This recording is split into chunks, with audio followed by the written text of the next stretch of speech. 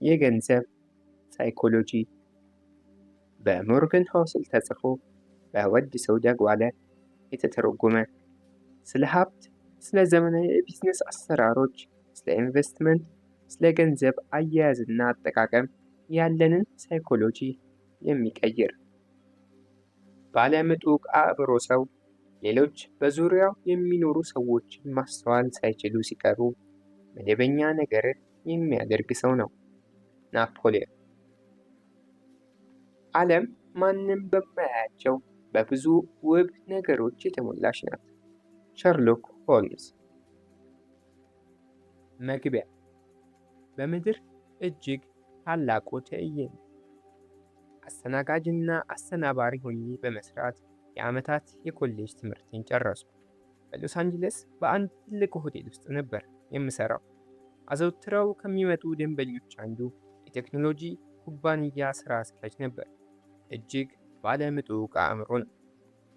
ገና በሃያዎቹ ዕድሜ ሳለ የዋይፋይ የኔትወርክ አቀባይ መሳሪያዎችንና ዋና አከፋፋይ ዲዛይን የሰራና የፈጠራ ባለቤትነቱን በስሙ ያስመዘገበ ነው። እንዲሁም በርካታ ኩባንያዎችን መስርቶ ሽጧል። እጅግ ስኬታማ ሰው ነበር። ነገር ግን ከገንዘብ ጋር ያለው ግንኙነት እኔ የአለመርካትና የቂልነት ቅልቅል ባህሪ ብዬ የሚገልጸው ነው። ረብጣ ዶላሮችን በኪሱ እንዳጨቀ ይመጣ ነበር። ማየት ለሚፈልጉትም ለማይፈልጉትም ለብዙዎች ያሳያቸዋል። ብዙ ጊዜ ሲሰክርና አስፈላጊ ነው ብሎ ሲያስብ በግልጽና ጮክ ብሎ ስለ ሀብቱ ይጎርራል። በአንደኛው ቀን ከባልደረቦቻችን ለአንዱ በርካታ ሺህ ዶላሮችን ገንዘብ ሰጥተውና ዋና መንገድ ላይ ካለው የጌጣጌጥ ሱቅ ሂድና ባለ $1000 የወርቅ ሳንቲሞችን ይዘህልኝ ና አለው። ከአንድ ሰዓት በኋላ የወርቅ ሳንቲሞችን በእጃቸው ይዘው የቴክ ስራ አስኪያጁና ጓደኞቹ ፓስፊክ ውቅያኖስን አዘቅዝቀው እየተመለከቱት ከወደቡ ዳርቻ ተሰባሰቡ። ከዚያም ልክ እንደ ድንጋይ እጅግ አርቆ የወረወረ ማን እንደሆነ እየተከራከሩና እየተጫጫሁ የወርቅ ሳንቲሞቹን ወደ ባህሩ መወርወር ጀመሩ። ለጨዋታና ለፈንጠዚያ። ከቀናት በኋላ የሆቴሉን የመመገቢያ ክፍል መብራት ሰበረው። የሆቴሉ ስራ አስኪያጅ $500 የሚያወጣት መብራት እንደሆነና መተካት እንዳለበት ነገረው። $500 ትፈልጋለህ? በመደነቅ ጠየቀ። ከኪሱ የገንዘብ ክምር አውጥቶ ለስራ አስኪያጁ እየሰጠው ይኸውልህ $5000፣ አሁን ከፊቴ ዞር በል፣ ደግመህም እንደዚህ እንዳታዋርደኝ። ይህ አይነት ባህሪና ድርጊት ምን ያህል ጊዜ ሊቆይ ይችላል ብለህ ትደነቃለህ? መልሱም ብዙም አይቆይም ነው። ከጥቂት ዓመታት በኋላ እንደከሰረና እንደደህየ አወቅኩኝ።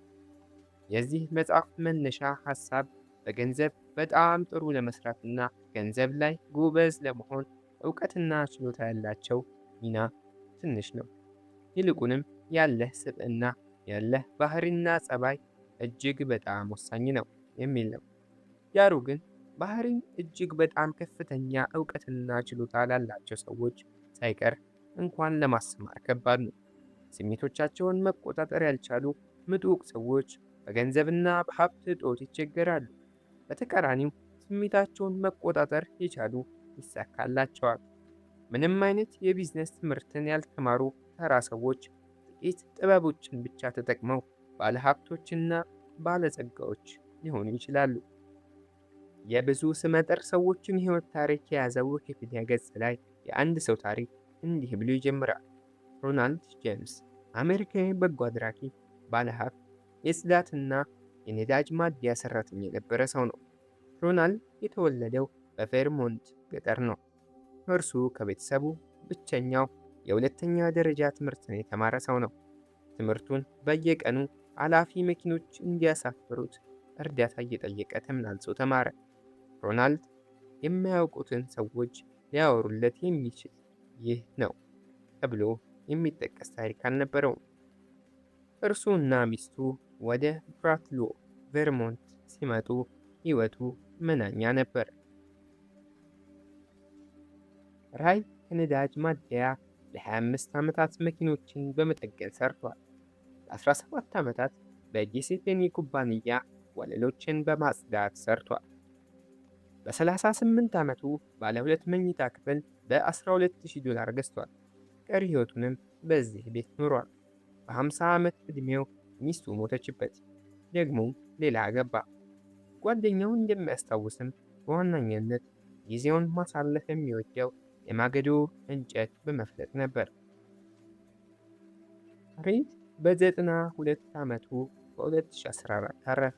ይህን ነው እንግዲህ ተራው የጽዳት ሰራተኛ ዓለም አቀፍ የዜና ማስረጃዎችን ርዕሰ አንቀጾችን የሞላው። በ2014 ላይ 2,813,503 አሜሪካውያን ሞተዋል። ከነዚህ ውስጥ ከ4,000 የማይበልጡት ብቻ በሞቱበት ወቅት ከ8 ሚሊዮን ዶላር በላይ የተጣራ ሀብት ነበራቸው። ሮናልድ ሪድ ከነዚህ አንዱ ነበር። የቀድሞ የጽዳት ሰራተኛ በኑዛዜው 2 ሚሊዮን ዶላር ለእንጀራ ልጆቹና ከ6 ሚሊዮን ዶላር ለአካባቢው ሆስፒታልና ቤተ መጻሕፍት ትቶ አለፈ።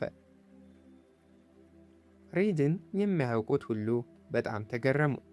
ይህን ሁሉ ገንዘብ ከየት አገኘ? ምንም የተደበቀ ምስጢር እንደሌለው ታውቋል። ሎተሪም አላሸነፈም፣ ውርስም አልተቀበለም። ሪድ የሚችለውን ያህል ቆጥቦ መልካም ስም ባላቸው ትላልቅ ኩባንያዎች አክሲዮኖችን ገዛ።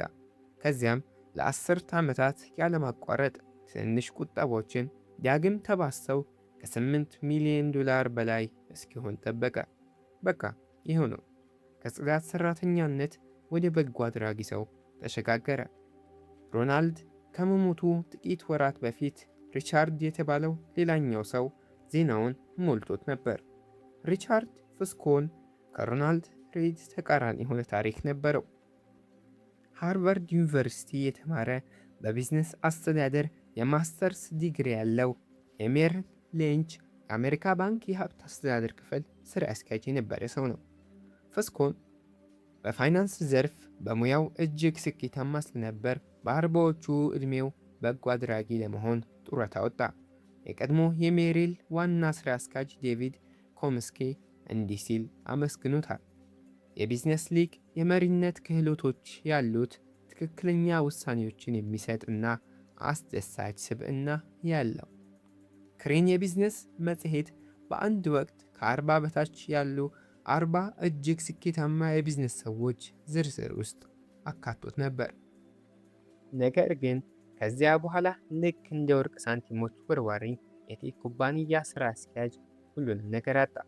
ጡረታም ከወጣ በኋላ ፍስኮን በግሪንዊች ኮኔክቲከት 1700 ካሬ ቤት፣ 11 መታጠቢያ ክፍሎች፣ 2 አሳንሰሮች፣ 2 መዋኛ ገንዳዎች፣ 7 የመኪና ማቆሚያና መጠገኛ ቦታዎች ያሉትና ደህንነቱን ለመጠበቅ በየወሩ ከ90,000 ዶላር በላይ የሚያስወጣ ቤት ወይም ማንሽን ለመስራት እጅግ በከፍተኛ መጠን ብድር ተበደረ።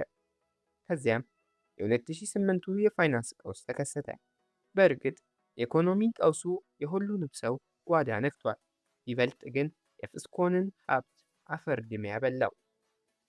ከፍተኛ ብድርና የማያተርፍ ተንቀሳቃሽ ያልሆነ ሀብት እጅግ በጣም እንዲከስር አደረገው። በአሁኑ ወቅት ምንም አይነት ገቢ የለኝም አለ ፍስኮን በ2008 በዳኛ ፊት ቆሞ። ከስሯል የሚል ማስረጃን ለመቀበል ነበር ፍርድ ቤት የቆመው። በቅድሚያ በባህር ዳር ላይ ያሰራነው ቤቱን ተቀማ። ከዚያም በ2014 በግሪንዊች ያለው ታላቅ ቤቱም እጣ ፈንታው ተመሳሳይ ሆነ። የጽዳት ሰራተኛ የነበረው ሮናልድ ሪድ ሀብቱን ለበጎ አድራጎት ድርጅት ሰጥቶ ከማለፉ ከ5 ወራት አስቀድሞ የሪቻርድ ፍስኮን ቤት እንግዶች ከስር ያለውን በሚያሳይ መስታወት የተሸፈነ መዋኛ ገንዳ ያለው ቤት ብለው የሚያስታውሱት በሐራጅ ጨረታ የኢንሹራንስ ኩባንያ ያወጣል ብሎ ከገመተው 75% ባነሰ ዋጋ ሸጠ። ሮናልድ ሪድ ትዕግስተኛና ትሁት ነበር። ሪቻርድ ፍስኮን ግን ችኩልና ስግብግብ ነበር። ይህ ነው በሁለቱ መካከል ያለው እጅግ ከፍተኛ የትምህርትና የልምድ ልዩነት እንዲያንስ ያደረገው። ከዚህ የምናገኘው ትምህርት ይበልጥ ሮናልድን እና በትንሹ ሪቻርድን እንድንሆን አይደለም። ምንም እንኳን ይህ መጥፎ ምክር ባይሆንም እነዚህ ሁለት ታሪኮች በተቃራኒ ጫፍ ያሉ ገንዘብ አስተሳሰቦችን እንድንመለከት ያደርጉናል። በምን በሌላ ነገር እንደ የኮሌጅ ዲግሪ የሌለው፣ ስልጠና የሌለው፣ ድጋፍ መነሻ የሌለው፣ መደበኛ ልምድ የሌለውና ከባለ ሀብቶች ጋር ግንኙነት የሌሉት ሰው እንዴት አንድን እጅግ ምርጥ ትምህርትን ያገኘን፣ እጅግ ምርጥ ስልጠና ያገኘንና እጅግ ወሳኝ ግንኙነቶችን ያሉትን ሰው በከፍተኛ ደረጃ ሊበልጥ ይችላል? መልሱን ለማወቅ ታገልኩ። በሃርቫርድ ከተማረ የቀዶ ጥገና ሐኪም በላይ በሮናልድ ሪድ የልብ ቀዶ ጥገና ያደርጋል ብለው ታሪክን ማሰብ በፍጹም የማይቻል ነው። እንዲሁም እንደነዚህ ያለ ሰው እጅግ ከተማሩ መሐንዲሶች በላይ የሰማይ ጠቀስ ፎቆችን ንድፍ ይሰራል ብሎ ማሰብ አይቻልም። የዓለማችንን ቁንጮ የኒውክሌር መሐንዲሶች የሚበልጥ የጽናት ሰራተኛ ታሪክ አይኖርም። ነገር ግን እነዚህ ታሪኮች በቢዝነስ ዓለም ውስጥ ይከሰታሉ። ሮናልድ ሪቻርድ ፍስኮንን መሆን ስለሚችልበት እውነታ ሁለት ማብራሪያዎች አሉት።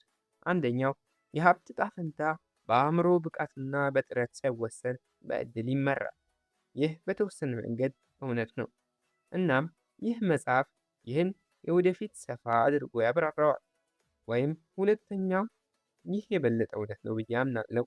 የሀብት ምስጢርና የገንዘብ ስኬት ከባድ ሳይንስ አይደለም። ይልቁንም ከምታውቀው በላይ የምታደርገውና የምታሳየው ጸባይ እጅግ በጣም ወሳኝ የሆነበት ረቂቅ ክህሎት ወይም ሶፍት ስኪል ነው። ይህን ረቂቅ ክህሎት የገንዘብ ስነ ልቦና እንለዋለን። የዚህ መጽሐፍ ዓላማ አጫጭር ታሪኮችን በመጠቀም ረቂቅ ክህሎቶች ከገንዘብ ቴክኒካዊ እውቀቶችና ክህሎቶች ይልቅ ይበልጥ ወሳኝ እንዲሆኑ ለአንባቢው ማስረዳት ነው። ከተራው ጽዳት ሰራተኛ ራዕይ አግኝቶ እስከዛው ድረስ ፍስኮን ድረስ ላሉ ሰዎች ሁሉ የተሻለ ገንዘባዊ ውሳኔዎችን መወሰን እንዲችሉ ይህን መጽሐፍ ጻፍኩኝ።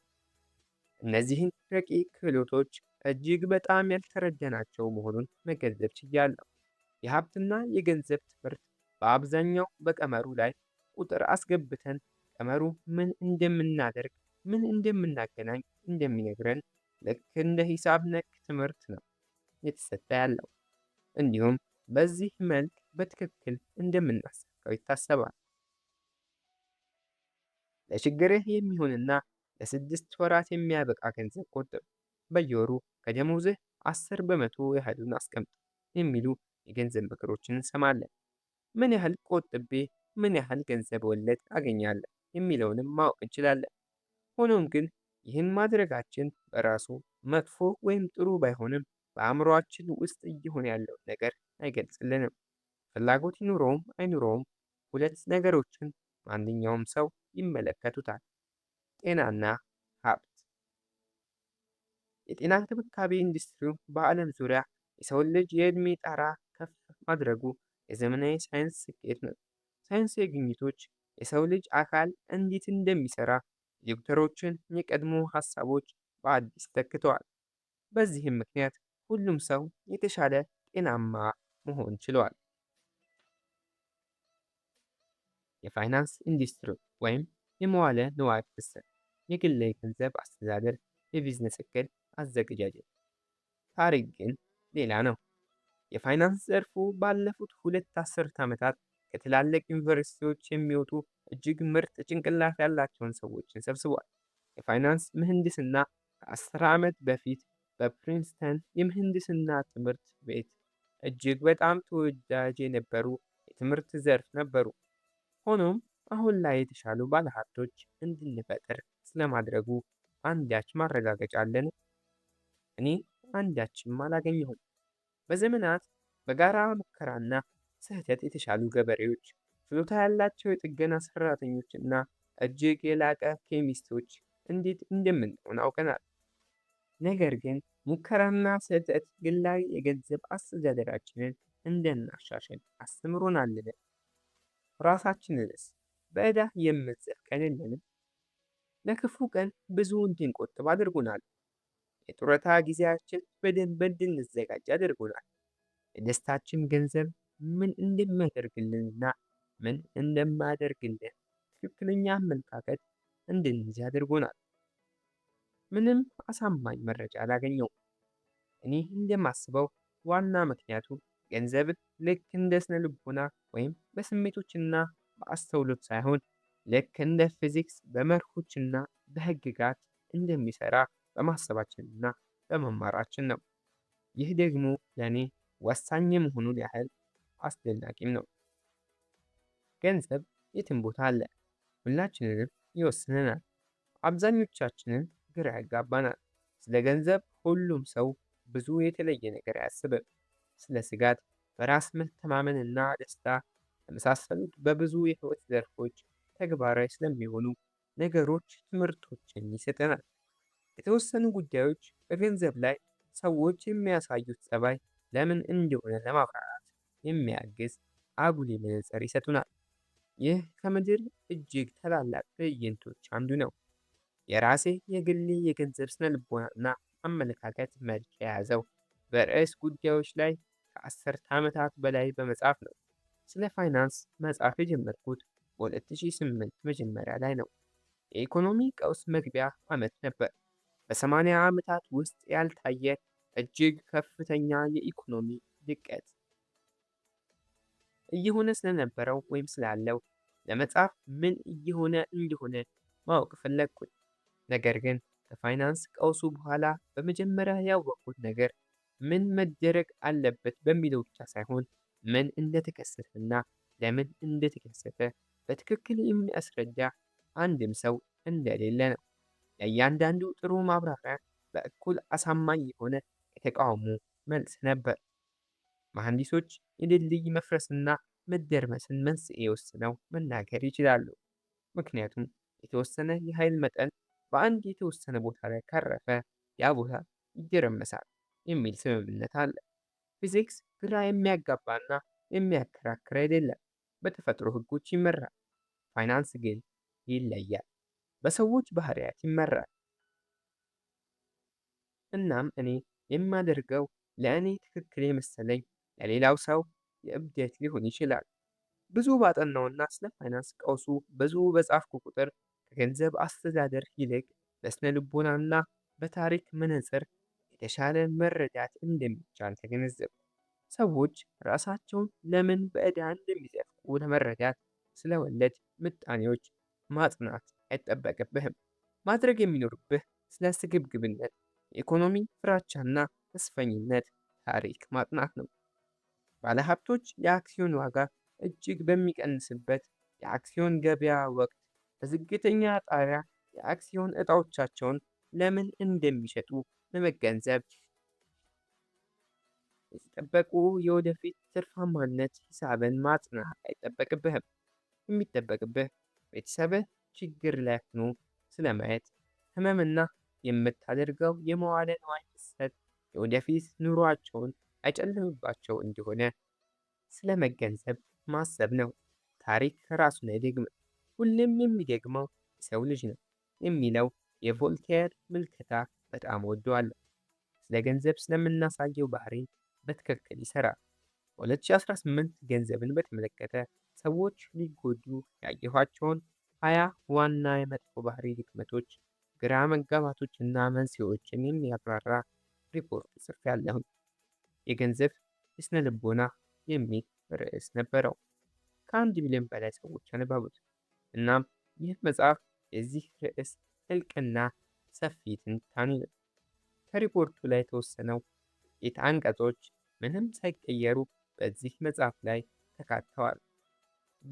በዚያ በያዝኳቸው መጽሐፍና እኔ የገንዘብና የስነ ልቦና እጅግ ወሳኝና ብዙ ጊዜ የተለዩ ባህሪያት ናቸው ብዬ የማስባቸውን እያንዳንዳቸውን የሚያብራሩ 20 ምዕራፎችን ይዘዋል።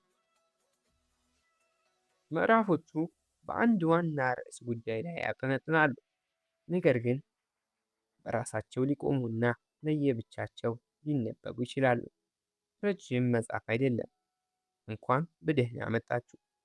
ብዙ ሰዎች የጀመሯቸውን መጽሐፍት አይጨርሷቸውም፣ ምክንያቱም እጅግ ብዙ ነጠላ ሐሳቦች 300 ገጽ ማብራሪያ አይፈልጉም። እናም ጀምረህ ከምትተወው ከአንድ ረዥም ርዕስ ይልቅ አንብበህ የምትጨርሳቸውን 20 አጫጭር ነጥቦችን አስቀምጫለሁ። እንቀጥል።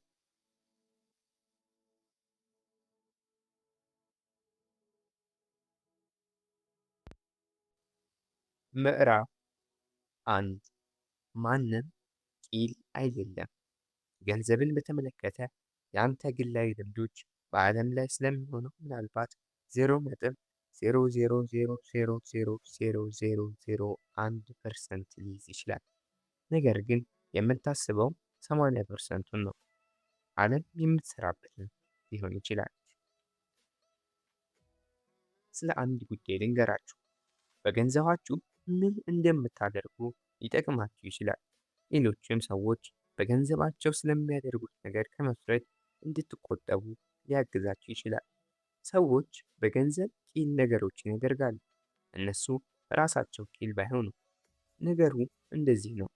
ከተለያዩ ትውልዶች የመጡ የተለያዩ የገቢ መጠንና የተለያየ እሴት ባላቸው ወላጅ ያደጉ በተለያየ የዓለም ክፍሎች የሚኖሩ በተለያዩ የኢኮኖሚ ደረጃዎች የተወሰዱ የተለያዩ ማበረታቻዎች እና የተለያዩ እድሎች ካላቸው ከሚገጥሟቸው የተለያዩ የሥራ ገበያዎች ሰዎች በጣም የተለያዩ ትምህርቶችን ይማራሉ። እያንዳንዱ ሰው ዓለም እንዴት እንደሚሰራ የየራሱ የተለየ ልምድ አለው። እናም በራስህ በተግባር የገጠመህና ያየኸው ከሌላኛው ሰው ከምትማረው ይልቅ ይበልጥ አስተማኝ ነው። እንዲህም ስለሆነ አንተ፣ እኔ፣ ማንኛውም ሰው ገንዘብ እንዴት እንደሚሰራ የተለያዩ አመለካከቶችን እንይዛለን። ካለፍናቸውም የህይወት ደረጃዎች ጋር እናቆራኘዋለን። ይህ ደግሞ ከሰው ሰው እጅግ በጣም እንዲለያይ ያደርገዋል። ለአንተ ቂልነትና እብደት የመሰለህ ነገር ለእኔ ትክክልና ምክንያታዊ ሊሆን ይችላል። በድህነት ያደገ ሰው ስለ ገንዘብ አንድ ሚሊዮነር ልጅ ቢጥርም ሊረዳው በማይችለው መንገድ ያስባል። የዋጋ ግሽበትና የኑሮ ውድነት ከፍተኛ በነበረበት ወቅት ያደገ ሰው ገበያው በተረጋጋበትና ኑሮ በተደላደለበት ወቅት ያደገ ሰው በፍጹም ሊኖረው የማይችለውን ልምድ አይቷል። በታላቁ የኢኮኖሚ እድገት ወቅት ሁሉንም ነገር ያጣ የአክሲዮን ደላላ በ1990ዎቹ በነበረው ታላቅ እድገት የተደሰተ የኢንተርኔት ቴክኖሎጂ ሰራተኛ በፍጹም ሊያስበው የማይችለውን ልምድ አይቷል። በ30 ዓመታት ውስጥ የኢኮኖሚ ማሽቆልቆል ያልገጠማቸው አውስትራሊያውያን አሁን አሜሪካውያን ያላዩትን ያልተማሩትን ትምህርት ተምረዋል። ይቀጥላል። የተለያዩ ልምዶች ዝርዝር ማብቂያ የለውም። ስለ ገንዘብ እኔ የማላውቀውን ታውቃለህ፣ ወይም ተቃራኒው። ከእኔ በተለየ በተለያዩ አመለካከቶች፣ ግቦችና ራዕዮች ሕይወትን ኖረሃል። ያ የሆነው አንደኛው ከሌላኛው የበለጠ ብልህ ስለሆነ ወይም የተሻለ መረጃ ስላለው አይደለም።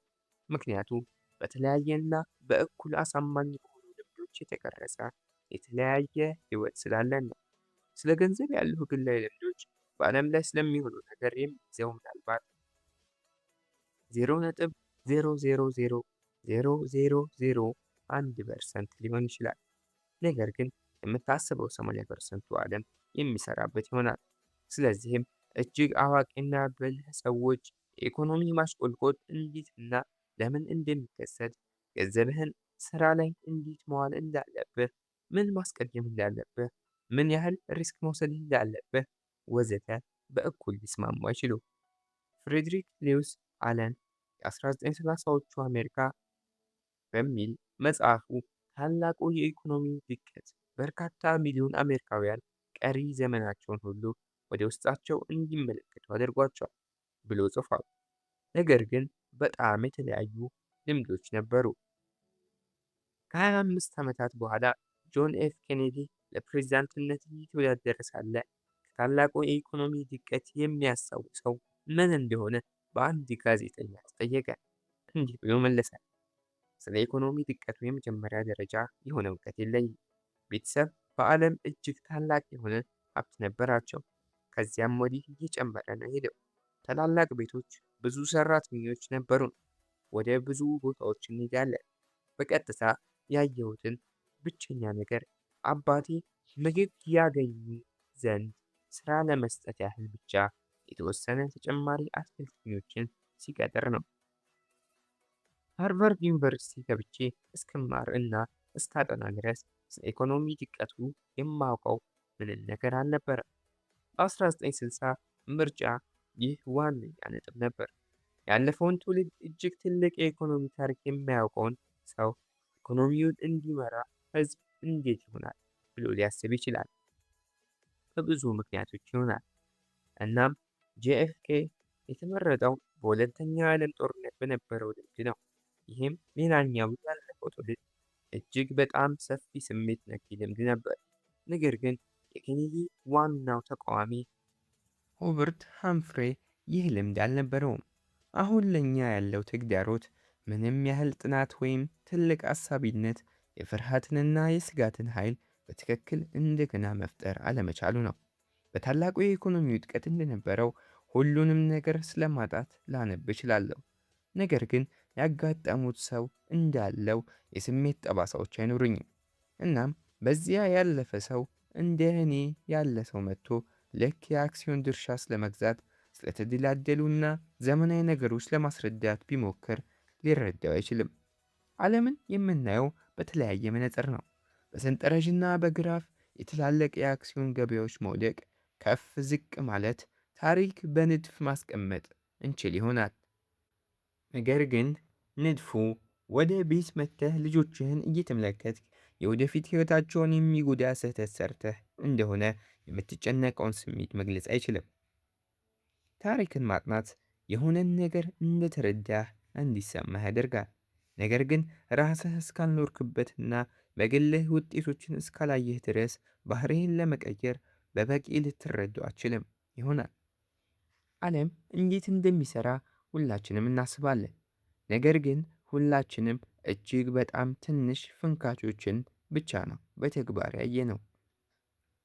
የመዋለ ንዋይ ባለሀብቱ ማይክል ባትኒክ እንደሚለው እንድንረዳቸው የተወሰኑ ትምህርቶች በተግባር መታለፍ አለባቸው። በዚህም በተለያዩ ሁኔታዎች ሁላችንም ተጠቂዎች ነን። በ2006 በብሔራዊ የኢኮኖሚ ምርምር ቢሮ ስር የሚሰሩ ኢኮኖሚስቶች ኦራክ ማልሜንደር እና ስቴፈን ናጌል የ50 ዓመታትን የሸማቾችን የገንዘብ አጠቃቀም ቅኝት ጥናት አድርገው ነበር። አሜሪካኖች በገንዘባቸው ምን እንደሚያደርጉ ዝርዝር ምልከታ ሰጥተዋል።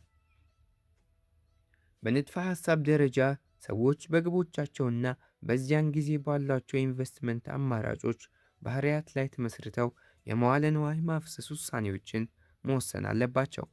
ነገር ግን ሰዎች የሚያደርጉት ይህን ነገር አይደለም። ኢኮኖሚስቶቹ ያገኙት ውጤት የሰዎችን ሕይወት ዘመን የኢንቨስትመንት ውሳኔዎች በራሳቸው ትውልድ ዘመን ከነበሯቸው ልምዶች ጋር በተለይም በአፍላ የጎልማሳነት ዕድሜ በነበሯቸው ልምዶች ጋር በጣም ጥብቅ የተቆራኙ እንደሆኑ ነው። የዋጋ ግሽበት ከፍተኛ በሆነበት ወቅት ያደገ ከሆንክ በኋላ በሕይወት ዘመንህ ገንዘብህን ማበደር በቦንድ ገንዘብህን ማዋል ላይ የዋጋ ግሽበት ዝቅተኛ በነበረበት ወቅት ካደጉ ሰዎች ጋር ሲነጻጸር አናሳ ይሆናል። የአክሲዮን ወይም የካፒታል ገበያ ጠንካራ በነበረበት ወቅት ያድግ ከሆንክ የአክሲዮን ገበያው ደካማ በሆነበት ወቅት ካደጉት ጋር ሲነጻጸር አናሳ ይሆናል። የአክሲዮን ወይም የካፒታል ገበያው ጠንካራ በነበረበት ወቅት ያደግ ከሆንክ የአክሲዮን ገበያው ደካማ በሆነበት ወቅት ካደጉት ጋር ሲነጻጸር በኋላ በሕይወት ዘመንህ ብዙ ገንዘብህን በአክሲዮን ዕጣ ግዢ ላይ ታውላለህ። ኢኮኖሚስቶችም እንዲህ ብለው ጽፈዋል። የእኛ የጥናት ግኝቶች የግለሰብ የመዋለ ንዋይ ባለሀብቶች ሪስክን የመውሰድ ፈቃደኝነት በግላዊ ታሪካቸው እንደሚመሰረት ያመላክታል። እውቀትና ችሎታ ትምህርት ወይም በጥልቀት ማሰብ አይደለም። በቃ መቼና የት ተወልደሃል የሚል ግትር ዕድል ነው። ፋይናንሻል ታይምስ በ2019 ዝነኛ የቦንድ ሥራ አስኪያጅ ለሆነው ለቢል ግሮስ ቃለ መጠየቅ አደረገለት። ከ10 ዓመት በፊት ቀድሞ ወይም ዘግይቶ ቢወለድ ኖሮ ምናልባት ዛሬ ከደረሰበት ደረጃ ላይ ላይደርስ ይችል እንደነበር ግሮስ አመነ ይላል ጽሑፉ። ግሮስ ወደ ቢዝነስ ዓለም ሲቀላቀል ከወለድ የሚገኘው ትርፍ የወረደበትና በተቃራኒው የቦንድ መሸጫ ዋጋ ከፍ ያለበት ጊዜ ነበር። እንደዚያው ያለው አጋጣሚዎች የምታገኛቸውን እድሎች ስኬትህ ላይ ተጽዕኖን ያሳድራሉ። በሚገባ ማስተዋል ካልቻልክና የመጡልህን እድሎች ከተጠቀምክ ስኬትህ ይፋጠናል። እናም እነዚህ እድሎች ወደ አንተ ሲመጡ ስለ እነርሱ የምታስብበት መንገድ እጣ ፈንታህን ይወስነዋል። ለግሮስ ቦንዳዎች ሀብት አምራች ማሽኖች ሆነውታል። ለአባቱ ትውልድ ግን በከፍተኛ ዋጋ ግሽበት ላደገና ለኖረ ልክ እንደ ሀብት ማጠቃለያ ምድጃ ሊታዩ ይችላሉ። ገንዘብን በተመለከተ ሰዎች በገጠሟቸው ልምዶች መካከል ያለው ልዩነት ትንሽ አይደለም፣ በጣም ተመሳሳይ ነው ብለህ በምታስበው እንኳን ሳይቀር። ለምሳሌ የአክሲዮን ገበያን ወይም ካፒታል ማርኬትን መውሰድ እንችላለን። ኤስኤምፒ 500 የተባለ 500 ግዙፍ የአሜሪካ ኩባንያዎችን የአክሲዮን ግብይትና ውጤታማነት የሚከታተል ኩባንያ ያወጣውን መረጃ መመልከት እንችላለን። በ1970 ተወልደህ ከሆነ በሃያዎቹ ዕድሜህ የአክሲዮኖች ዋጋ 10 እጥፍ አድጓል። ይህም በእጅጉ የሚያስደንቅ ትርፍ ነው። ሆኖም በ1950 የተወለድክ ቢሆን በአስሮቹና በሃያዎቹ ዕድሜ ሳለህ የአክሲዮን ዋጋው ባለበት ሲቆይ ትመለከታለህ። በተወለዱበት ዘመን ብቻ የተለያዩ ሁለት አይነት ሰዎች የአክሲዮን ገበያ እንዴት እንደሚሰራ ወይም የዋጋ ግሽበት ምን እንደሆነ ሙሉ በሙሉ በተለያየ እይታ ሕይወትህን ይኖራሉ። በ1970 የተወለደ በዘመኑ የአክሲዮኖች ዋጋ በከፍተኛ ሁኔታ ሲጨምር አይቷልና የአክሲዮን ድርሻ መግዛት አትራፊ እንዲሆን ያስባሉ። በ1950 የተወለደው ግን አክሲዮን መግዛትና ልክ ገንዘብ እንደመጣል ያስበዋል። ምስል በአስሮቹና በሃያዎቹ ዕድሜ የአክሲዮን ገበያ ለውጥ ግሽበትንም መመልከት እንችላለን። በ1960ዎቹ አሜሪካ የተወለድክ ቢሆን በአስራዎቹና በሃያዎቹ ዕድሜ ወቅት የነበረው የዋጋ ግሽበት ኢኮኖሚው እንዴት እንደሚሰራ እውቀትን መሰረት በምትገነባበት ለጋ የወጣትነት ብሩህ ዓመታት ዋጋዎች ከ3 እጥፍ በላይ ጨምረዋል። ይህ ከፍተኛ መጠን ነው። ነዳጅ ለመግዛት የነበሩ የሰልፍ ርዝማኔዎችና ከፊትህ የተሰለፉት ከኋላህ ካሉት ሳያንስ ገንዘብ የምትከፍልበትን ጊዜ ታስታውሳለህ። ነገር ግን በ1990 ተወልደህ ከሆነ የዋጋ ግሽበት በመላ ሕይወት ዘመንህ በጣም ዝቅተኛ ይሆናል። ምናልባትም ይህ አእምሮህን አላስጨነቀ ይሆናል። ምስል በአስሮችና በሃያዎች ዕድሜ የአክሲዮን ገበያ ለውጥ በህዳር 2009 የአሜሪካ ጠቅላላ ብሔራዊ ሥራ አጥነት መጠን 10% ገደማ ነበር። ነገር ግን የሁለተኛ ደረጃ ትምህርት ዲፕሎማ ለሌላቸው ዕድሜያቸው ከ16 እስከ 19 ለሆኑት ለአፍሪካን አሜሪካን ወንዶች የሥራ አጥነት መጠን 49% ነበር። የኮሌጅ ዲግሪ ላላቸው ዕድሜያቸው ከ45 ዓመት በላይ ለሆኑ ነጭ አሜሪካውያን ሴቶች የሥራ አጥነት መጠን 4% ነበር። በሁለተኛው የዓለም ጦርነት ወቅት የጀርመንና የጃፓን የሀገር ውስጥ አክሲዮን ገበያዎች ሙሉ በሙሉ ጠፍተው ነበር። ሀገሮቹ በቦምብ ድብደባ ወድመው ነበር። በጦርነቱ መጨረሻ ላይ የጀርመን ገበሬዎች የሀገሪቱን ዜጎች ለመመገብ የሚያመርቱት በቀን 1000 ካሎሪ ብቻ ግማሹን ሕዝብ ብቻ የሚመግብ ነበር። ይህንን የአሜሪካ አክሲዮን ገበያዎች ከ1941 እስከ 1945 መጨረሻ ድረስ ከሁለት እጥፍ በላይ ከመጨመሩ ጋር አወዳደር።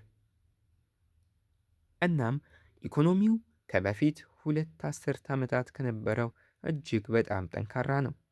ማንኛውም ሰው ቢሆን በእነዚህ ቡድኖች አባላት ቀሪ የህይወት ዘመናቸውን ስለ ዋጋ ግሽበት ወይም ስለ አክሲዮን ገበያዎች ወይም ስለ ስራ አጥነት ወይም ስለ ገንዘብ በጠቅላላ ተመሳሳይ ነገር ያስባሉ ብሎ መጠበቅ የለበትም።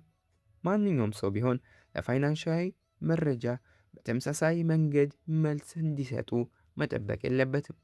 ማንም ቢሆን ሁሉም ሰዎች ተመሳሳይ የገንዘብ አስተሳሰብ አላቸው ብሎ ማሰብ የለበትም። ማንኛውም ሰው ቢሆን ተመሳሳይ የምክር ምንጮችን እንዲያምኑ መጠበቅ የለበትም። ማንኛውም ሰው ቢሆን ምን ጉዳዮች ትኩረት እንደሚገባቸው፣ ምን ያህል አስፈላጊ እንደሆኑ ቀጥሎ ምን እንደሚከሰትና ወደፊት ለመሄድ እጅግ ምርጡ መንገድ ምንድን ነው በሚለው እንዲስማሙ መጠበቅ የለበትም። ስለ ገንዘብ ያላቸው አመለካከት የተገነባው የተለያዩ ዓለሞች ነው። እናም እውነቱ ይህ ሲሆን አንድ ሰው የሰዎቹን ቡድን አንድ አስቀያሚ ነው ብሎ የሚያስበውን የገንዘብ አመለካከት ሌላኛው ፍጹም ትክክል ነው ብሎ ያምናል። ከጥቂት ዓመታት በፊት ኒውዮርክ ታይምስ መጽሔት ላይ ስለ ፎክስቶን የታይዋን እጅግ ግዙፍ የኤሌክትሮኒክስ አምራች ኩባንያ የሥራ ሁኔታዎች መጣጥፍ ጽፏል። የሥራ ሁኔታዎች ብዙ ጊዜ በዝባዥ ናቸው። አንባቢዎች በእውነት ተበሳጭተው ነበር። ነገር ግን ከአንድ የቻይና ሠራተኛ የወንድም ልጅ በአስተያየት መስጫው በጻፈው ለታሪኩ አስደናቂ መልስ መጣ። እነዚህን ፋብሪካዎች አሜሪካውያን ጉልበት በዝባዥ እንደሆኑ ያስባሉ። እንዲያውም የላብ ሱቆች ወይም ስዌት ሾፕስ ሲሉ ይጠሯቸዋል። አክስቴ አሁን ላይ ፋብሪካ ውስጥ ነው የምትሰራው። ከባድ ስራ፣ ረዥም ሰዓት፣ ትንሽዬ ደሞዝ፣ መጥፎ የሥራ ሁኔታ። አክስቴ በእነዚህ ፋብሪካዎች በአንዱ ከመስራቷ በፊት ምን ትሰራ እንደነበር ታውቃላችሁ? ሴተኛ አዳሪ ነበረች። በእኔ አመለካከት በላብ ሱቅ ውስጥ መስራቷ ከቀደመ የአኗኗር ሁኔታዋ ጋር ሲነጻጸር ለእሷ የተሻለ ነው። አክስቴ በጥቂት ሳንቲሞች በበርካታ ወንዶች አኳላ ከሚበዘበዝ በጥቂት ዶላሮች በመጥፎ ካፒታሊስት ቀጣሪ ብትበዘበዝ እንደሚሻላት ታውቃለሁ። ስለዚህም ነው በብዙ አሜሪካውያን አስተሳሰብ የተበሳጨሁት። ልክ እንደ ምዕራቡ ተመሳሳይ እድሎች የሉን። መንግሥታዊ መሠረተ ልማታችን የተለየ ነው። ሀገሩ የተለየ ነው። አዎ ፋብሪካ ውስጥ መስራት ከባድ ሥራ ነው። ሊሻሻል ይችላል። አዎ ነገር ግን ይህን ከአሜሪካ ሥራዎች ጋር ስታነጻጽረው ብቻ ነው። ስለዚህ ነገር ምን እንደማደርግ አላውቅም። ግማሽ አካሌ በኃይለኛው እንድሞግት ይፈልጋል፣ ግማሹ አካሌ መረዳት ይፈልጋል።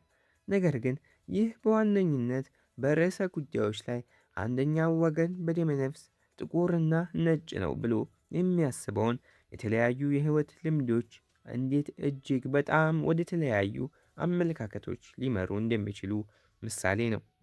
ሰዎች ስለ ገንዘብ የሚወስኑት እያንዳንዱ ውሳኔ በዚያን ጊዜ ባላቸው መረጃና ዓለም እንዴት እንደሚሰራ ባላቸው አእምሯዊ ምስል ይመሰረታል። እነዚህ ሰዎች የተሳሳተ መረጃ ሊኖራቸው ይችላል።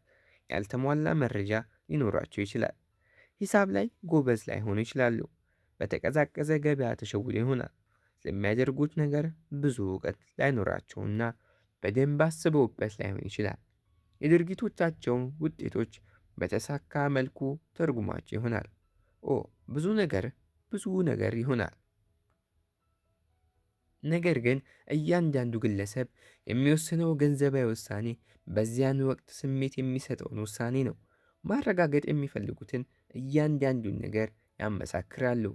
ምን እያደረጉ እንደሆነና ለምን እያደረጉት እንደሆነ ለራሳቸው ይነግራሉ። ያም ታሪክ በነበሯቸው የራሳቸው ልዩ የህይወት ልምዶች ይወሰናል።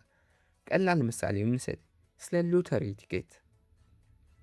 አሜሪካውያን በቲያትር፣ በቪዲዮ ጨዋታዎች፣ በሙዚቃ፣ በስፖርታዊ እንቅስቃሴዎችና በመጻሕፍት በድምር ከሚያወጡት በላይ ሎተሪ ላይ ያወጣሉ። የሚገዛቸው ማን ነው? በአብዛኛው ድሃው ህዝብ ነው።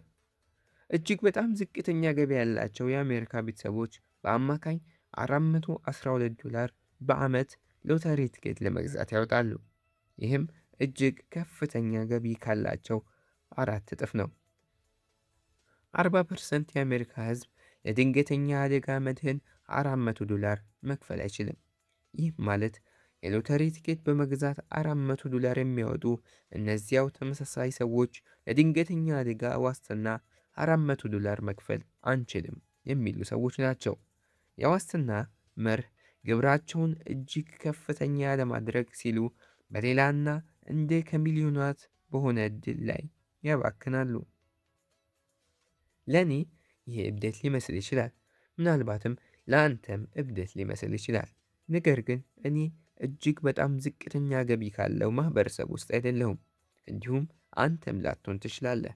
ስለዚህም ለአብዛኞቻችን የዝቅተኛ ገቢ የሎተሪ ቲኬት ገዢዎችን የጥልቅ አእምሮ አመክንዮነትን በደመነፍስ ለመረዳት ከባድ ነው። ነገሩን ትንሽ ሰፋ አድርገን ብናየው እንደዚህ እየቀጠለ ሲሄድ ታየዋለህ። ይከፈለናል፣ እናጠፋለን፣ ከእጅ ወደ አፍ አይነት ህይወትን እንኖራለን። እናም ቁጠባ የሚቻል አይመስልም። በጣም ከፍተኛ ደሞዝ የማግኘት ሀሳባችን የሚደርስበት አይመስልም። ጥሩ የእረፍት ጊዜያትን፣ አዲስ መኪናዎችን፣ የጤና መድህን ወይም ጥሩ አካባቢ ያሉ ቤቶችን መግዛት የምንችል አልሆነም። በዕዳ ሳንዘፈቅ ልጆቻችንን ኮሌጅ ማስተማር አልቻልንም። ስለ ቢዝነስ መጽሐፍትን የምታነቡ ሰዎች አሁን ወይም ወደፊት መልካም ዕድል የማግኘት ዕድላችሁ አላችሁ። እኛ ግን የለንም። የሎተሪ ትኬት መግዛት እናንተ አስቀድሙ ያላችሁንና ዝም ብላችሁ የምታገኟቸውን መልካም ነገሮችን ለማግኘት በሕይወት ዘመናችን ልናደርገው የምንችለው ብቸኛ ተጨባጭ ህልም ነው። ለህልማችን እያወጣን ነው። ላትረዱት ትችላላችሁ፣ ምክንያቱም አስቀድማችሁ ህልምን እየኖራችሁ ነው። ስለዚህም ነው ከእናንተ በላይ ብዙ የሎተሪ ትኬቶችን የምንገዛው። በዚህ አመክንዮ መስማማት የለብህም። ስታጣ የሎተሪ ትኬቶችን መግዛት ትክክል ያልሆነ ሀሳብ ነው። ነገር ግን የሎተሪ ትኬት ሽያጭ ለምን እንደሚቀጥል የሆነ መረዳት ይኖርሃል። እሱም የምታደርገው ነገር የእብደት ይመስላል። ነገር ግን ያን ለምን እንደምታደርግ የሆነ መረዳት ይኖረኛል የሚለው የብዙዎቹን የገንዘባዊ ውሳኔዎችንን መመስረት ይገልጣል። ጥቂት ሰዎች ብቻ የገንዘብ ውሳኔዎቻቸውን ወረቀት ላይ አስፍረው በሰንጠረዥ እያስቀመጡ ይመረምራሉ። እንዲህ ያሉ ውሳኔዎችን በመመገቢያ ቦታ ውስጥ በኩባንያ ስብሰባ ላይ ሳሉ ይወስኗቸዋል። ያለህ ግላዊ ታሪክ፣ ስለ ዓለም የሚኖርህ የተለየ እይታ፣ የግል ማንነትና እሳቤ፣ ክብር፣ የመሸጥ ችሎታና የተለዩ ማበረታቻዎችን በአንድ ላይ ተቦክተው ያለህን የገንዘብ አመለካከት ይፈጥራሉ። ገንዘባዊ ውሳኔዎችን መወሰን ለምን በጣም ከባድ እንደሚሆንና ለምን ብዙ መጥፎ የገንዘብ አስተሳሰቦች እንደሚኖር ለማብራራት የሚረዳው ሌላኛው ጠቃሚ ነጥብ ይህ ርዕሰ ጉዳይ ገና አዲስ መሆኑን መገንዘብ ነው። ገንዘብ ለረዥም ዘመናት የነበረ ነው። ከክርስቶስ ልደት ከ600 ዓመት በፊት አሁን የቱርክ የግዛት ክፍል የሆነው የሊዲያ ንጉሥ አሊያተስ የመጀመሪያውን መንግሥታዊ ገንዘብ እንደፈጠረ ይታሰባል። ነገር ግን የገንዘባዊ ውሳኔዎች ዘመናዊ መሠረት ቁጠባና የመዋለ ንዋይ ፍሰት በምንላቸው በተግባር ገና ለጋ በሆኑ ጽንሰ ሐሳቦች ዙሪያ የተመሠረተ ነው። ጡረታን እንደ ምሳሌ እንውሰድ። በ2018 መጨረሻ የአሜሪካ የጡረተኞች የሂሳብ መዝገብ 27 ትሪሊዮን ዶላር ነበር። ይህም የብዙሃኑ ባለሀብቶች ቁጠባና የመዋለ ንዋይ ውሳኔዎች ዋነኛ አንቀሳቃሽ ሞተር ያደርገዋል። ነገር ግን የጡረታ መብት የሚለው ጽንሰ ሐሳብ ቢበዛ የሁለት ትውልዶች ዕድሜ ያለው ነው። ከሁለተኛው የዓለም ጦርነት በፊት አብዛኛው አሜሪካ ሕዝብ እስኪሞቱ ድረስ ይሰሩ ነበር። ይህ የሚጠበቅና ነባራዊ እውነታ ነበር። እስከ 1990ዎቹ ወይም እስከ 1940ዎቹ ዕድሜያቸው 65 እና ከዚያ በላይ የሆኑ ወንዶች የሰራተኛ ኃይል መጠን ከ50% በላይ ነበር። ምስል የአሜሪካ ዕድሜያቸው ከ65 ዓመት በላይ የሆናቸው ወንዶች የሰራተኛ ኃይል መጠን በፐርሰንት ከ1880 እስከ 2010። ማህበራዊ መድህን ወይም ሶሻል ሴኩሪቲ ይህን ለመለወጥ ነው የተቋቋመው እና ያለመው። ነገር ግን የመጀመሪያው ጠቀሜታዎቹ ወደ ትክክለኛና ተገቢ ጡረታ አልተጠጋም። አይዳ ሜ ፉለር በ1940 የመጀመሪያውን የማህበራዊ መድህን በቼክ ሲከፍል 22.54 ነበር። አሁን ባለው ተመን $416 ይሆናል። እስከ 1989ዎቹ ድረስ ጡረተኞች የሚከፈላቸው አማካኝ ማህበራዊ መድህን በወር $1000 አይበልጥም። እስከ 1960ዎቹ መጨረሻ ድረስ ከሩብ በላይ ዕድሜያቸው ከ65 ዓመት በላይ የሆናቸው አሜሪካውያን በሕዝብ ቆጠራና መረጃ ቢሮ ከድህነት ወለል በታች የሚኖሩ ተብለው ነበር። ስለዚህም እያንዳንዱ ሰው የግል ጡረታ ነበረ። የሚል በሰፊው የተሰራጨ እምነት አለ። ነገር ግን ይህ የተጋነነ ነው። የተቀጣሪ ሰራተኞች ተጠቃሚነታቸው ምርምር ተቋም ወይም ኤምፕሎይ ቤኔፊት ሪሰርች ኢንስቲትዩት እንዲህ ሲል ያብራራል። በ1975 ዕድሜያቸው 65 እና ከዚያ በላይ ከሆናቸው ሩብ የሚሆኑት ብቻ የጡረታ ገቢ ነበራቸው። ከነዚህ እድለኞች ውስጥ ደግሞ የጡረታ ገንዘብ የሚሸፍነው የቤተሰብን ወጪ 15% ብቻ ነበር። በ1955 ኒውዮርክ ታይምስ እያደገ ስለመጣው ፍላጎት ነገር ግን ጡረታ መውጣት ስለመቻሉ እንዲህ ሲል ጽፏል። ጥንታዊ አባባልን አሻሽለን ስንናገር ሁሉም ሰው ስለ ጡረታ ያወራል።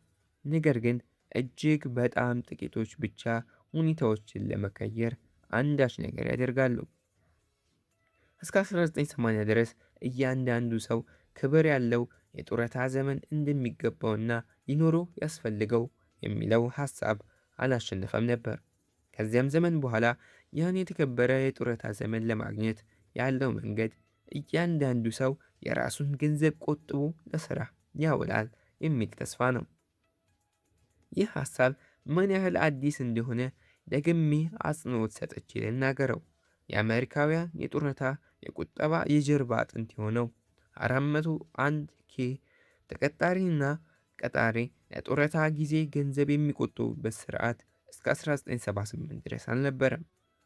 ሮዝ አይራ ኢንዲቪዥዋል ሪታየርመንት አካውንት 1998 እስኪሆን ድረስ አልተወለደ። አብዛኞቻችን የቁጠባ ልማድም ሆነ ለመጦሪያ የሚተርፈን ስራ ላይ ገንዘብ የማፍሰስ ልማድ የለንም። ቂሎች ስለሆንን አይደለንም። ሁላችንም ገና ጀማሪዎች ነን። ተመሳሳይ ነገርም ለኮሌጅ ትምህርት ይሰራል። የመጀመሪያው ዲግሪ ያላቸው ዕድሜያቸው ከ25 ዓመት በላይ የሆኑ አሜሪካውያን በ1940 ከነበረው 1 ከ20 በ1915 ወደ 1 ከ4 ከፍ ብሏል። በዚህ ጊዜ ውስጥ አማካኝ የኮሌጅ የትምህርት ክፍያ ከዋጋ ግሽበት ጋር ሲስተካከል 4 እጥፍ አድጓል። እንዲህ በፍጥነት በከፍተኛ መጠንና በኃይለኛው ማህበረሰቡን ያጨናነቀ ነገር በጣም ብዙ ሰዎች ላለፉት 20 ዓመታት በተማሪ ብድር ወይም ስቱደንት ሎን ላይ ለምን ደካማ ውሳኔዎችን እንደሚወስኑ ያስረዳል። ለመማር የምንሞክርበት እንኳን የበርካታ አስርተ ዓመታት የተከማቸ ልምድ የለንም። በጭፍን እየሄድንበት ነው። የህብረተሰብ አክሲዮን ግዥ ወይም ኢንዴክስ ፈንድ ላይም ያለው ያው ተመሳሳይ ነው። እሱም ገና 50 ዓመታት አልሞላውም። ከፍተኛ ተለዋዋጭ መዋለ ንዋይ ወይም ሄጅ ፈንድ ከ25 ዓመታት በፊት አልተጀመረም ነበር። ብዙ ሚሊዮን አሜሪካውያን እንዲበደሩ በጣም ቀላል ያደረገው የዘማቾች ማቋቋሚያ አዋጅ ወይም ጂኤልኤስ ቢል እስኪወጣ እስከ ሁለተኛው የዓለም ጦርነት መጨረሻ ድረስ የሸማቾች ብድር ወይም ኮንሱመር ዴፕት የሚለው ብድር፣ ክሬዲት ካርድ፣ የመኪና ብድር በሰፊው ስራ አልጀመሩም ነበር። ውሾች ከዛሬ 10,000 ዓመት በፊት ተላምደዋል። ዛሬም ግን የዱር ቅድመ ዝርያዎቻቸውን የተወሰኑ ባህሪዎች ይዘዋል። እኛም በዘመናዊ የፋይናንስ ስርዓት ከ20 እስከ 50 ዓመታት ባለ ልምድ በትክክል የሚሰራና ከፍተኛ ውጤት የሚያመጣ ስርዓት ተስፋ አድርገን እየጠበቅን ያለ ነው። ከእውነታው ከሳይንሳዊ እውነታ ይልቅ በስሜት ለሚመራ ርዕሰ ጉዳይ ይህ ከባድ ነው። እናም ገንዘብን በተመለከተ ማድረግ የሚጠበቅብንን ለምን ሁሌም እንደማናደርግ ለማስረዳት ያግዛል። ሁላችንም በገንዘብ ላይ ብዙ የእብደት ነገሮችን እናደርጋለን።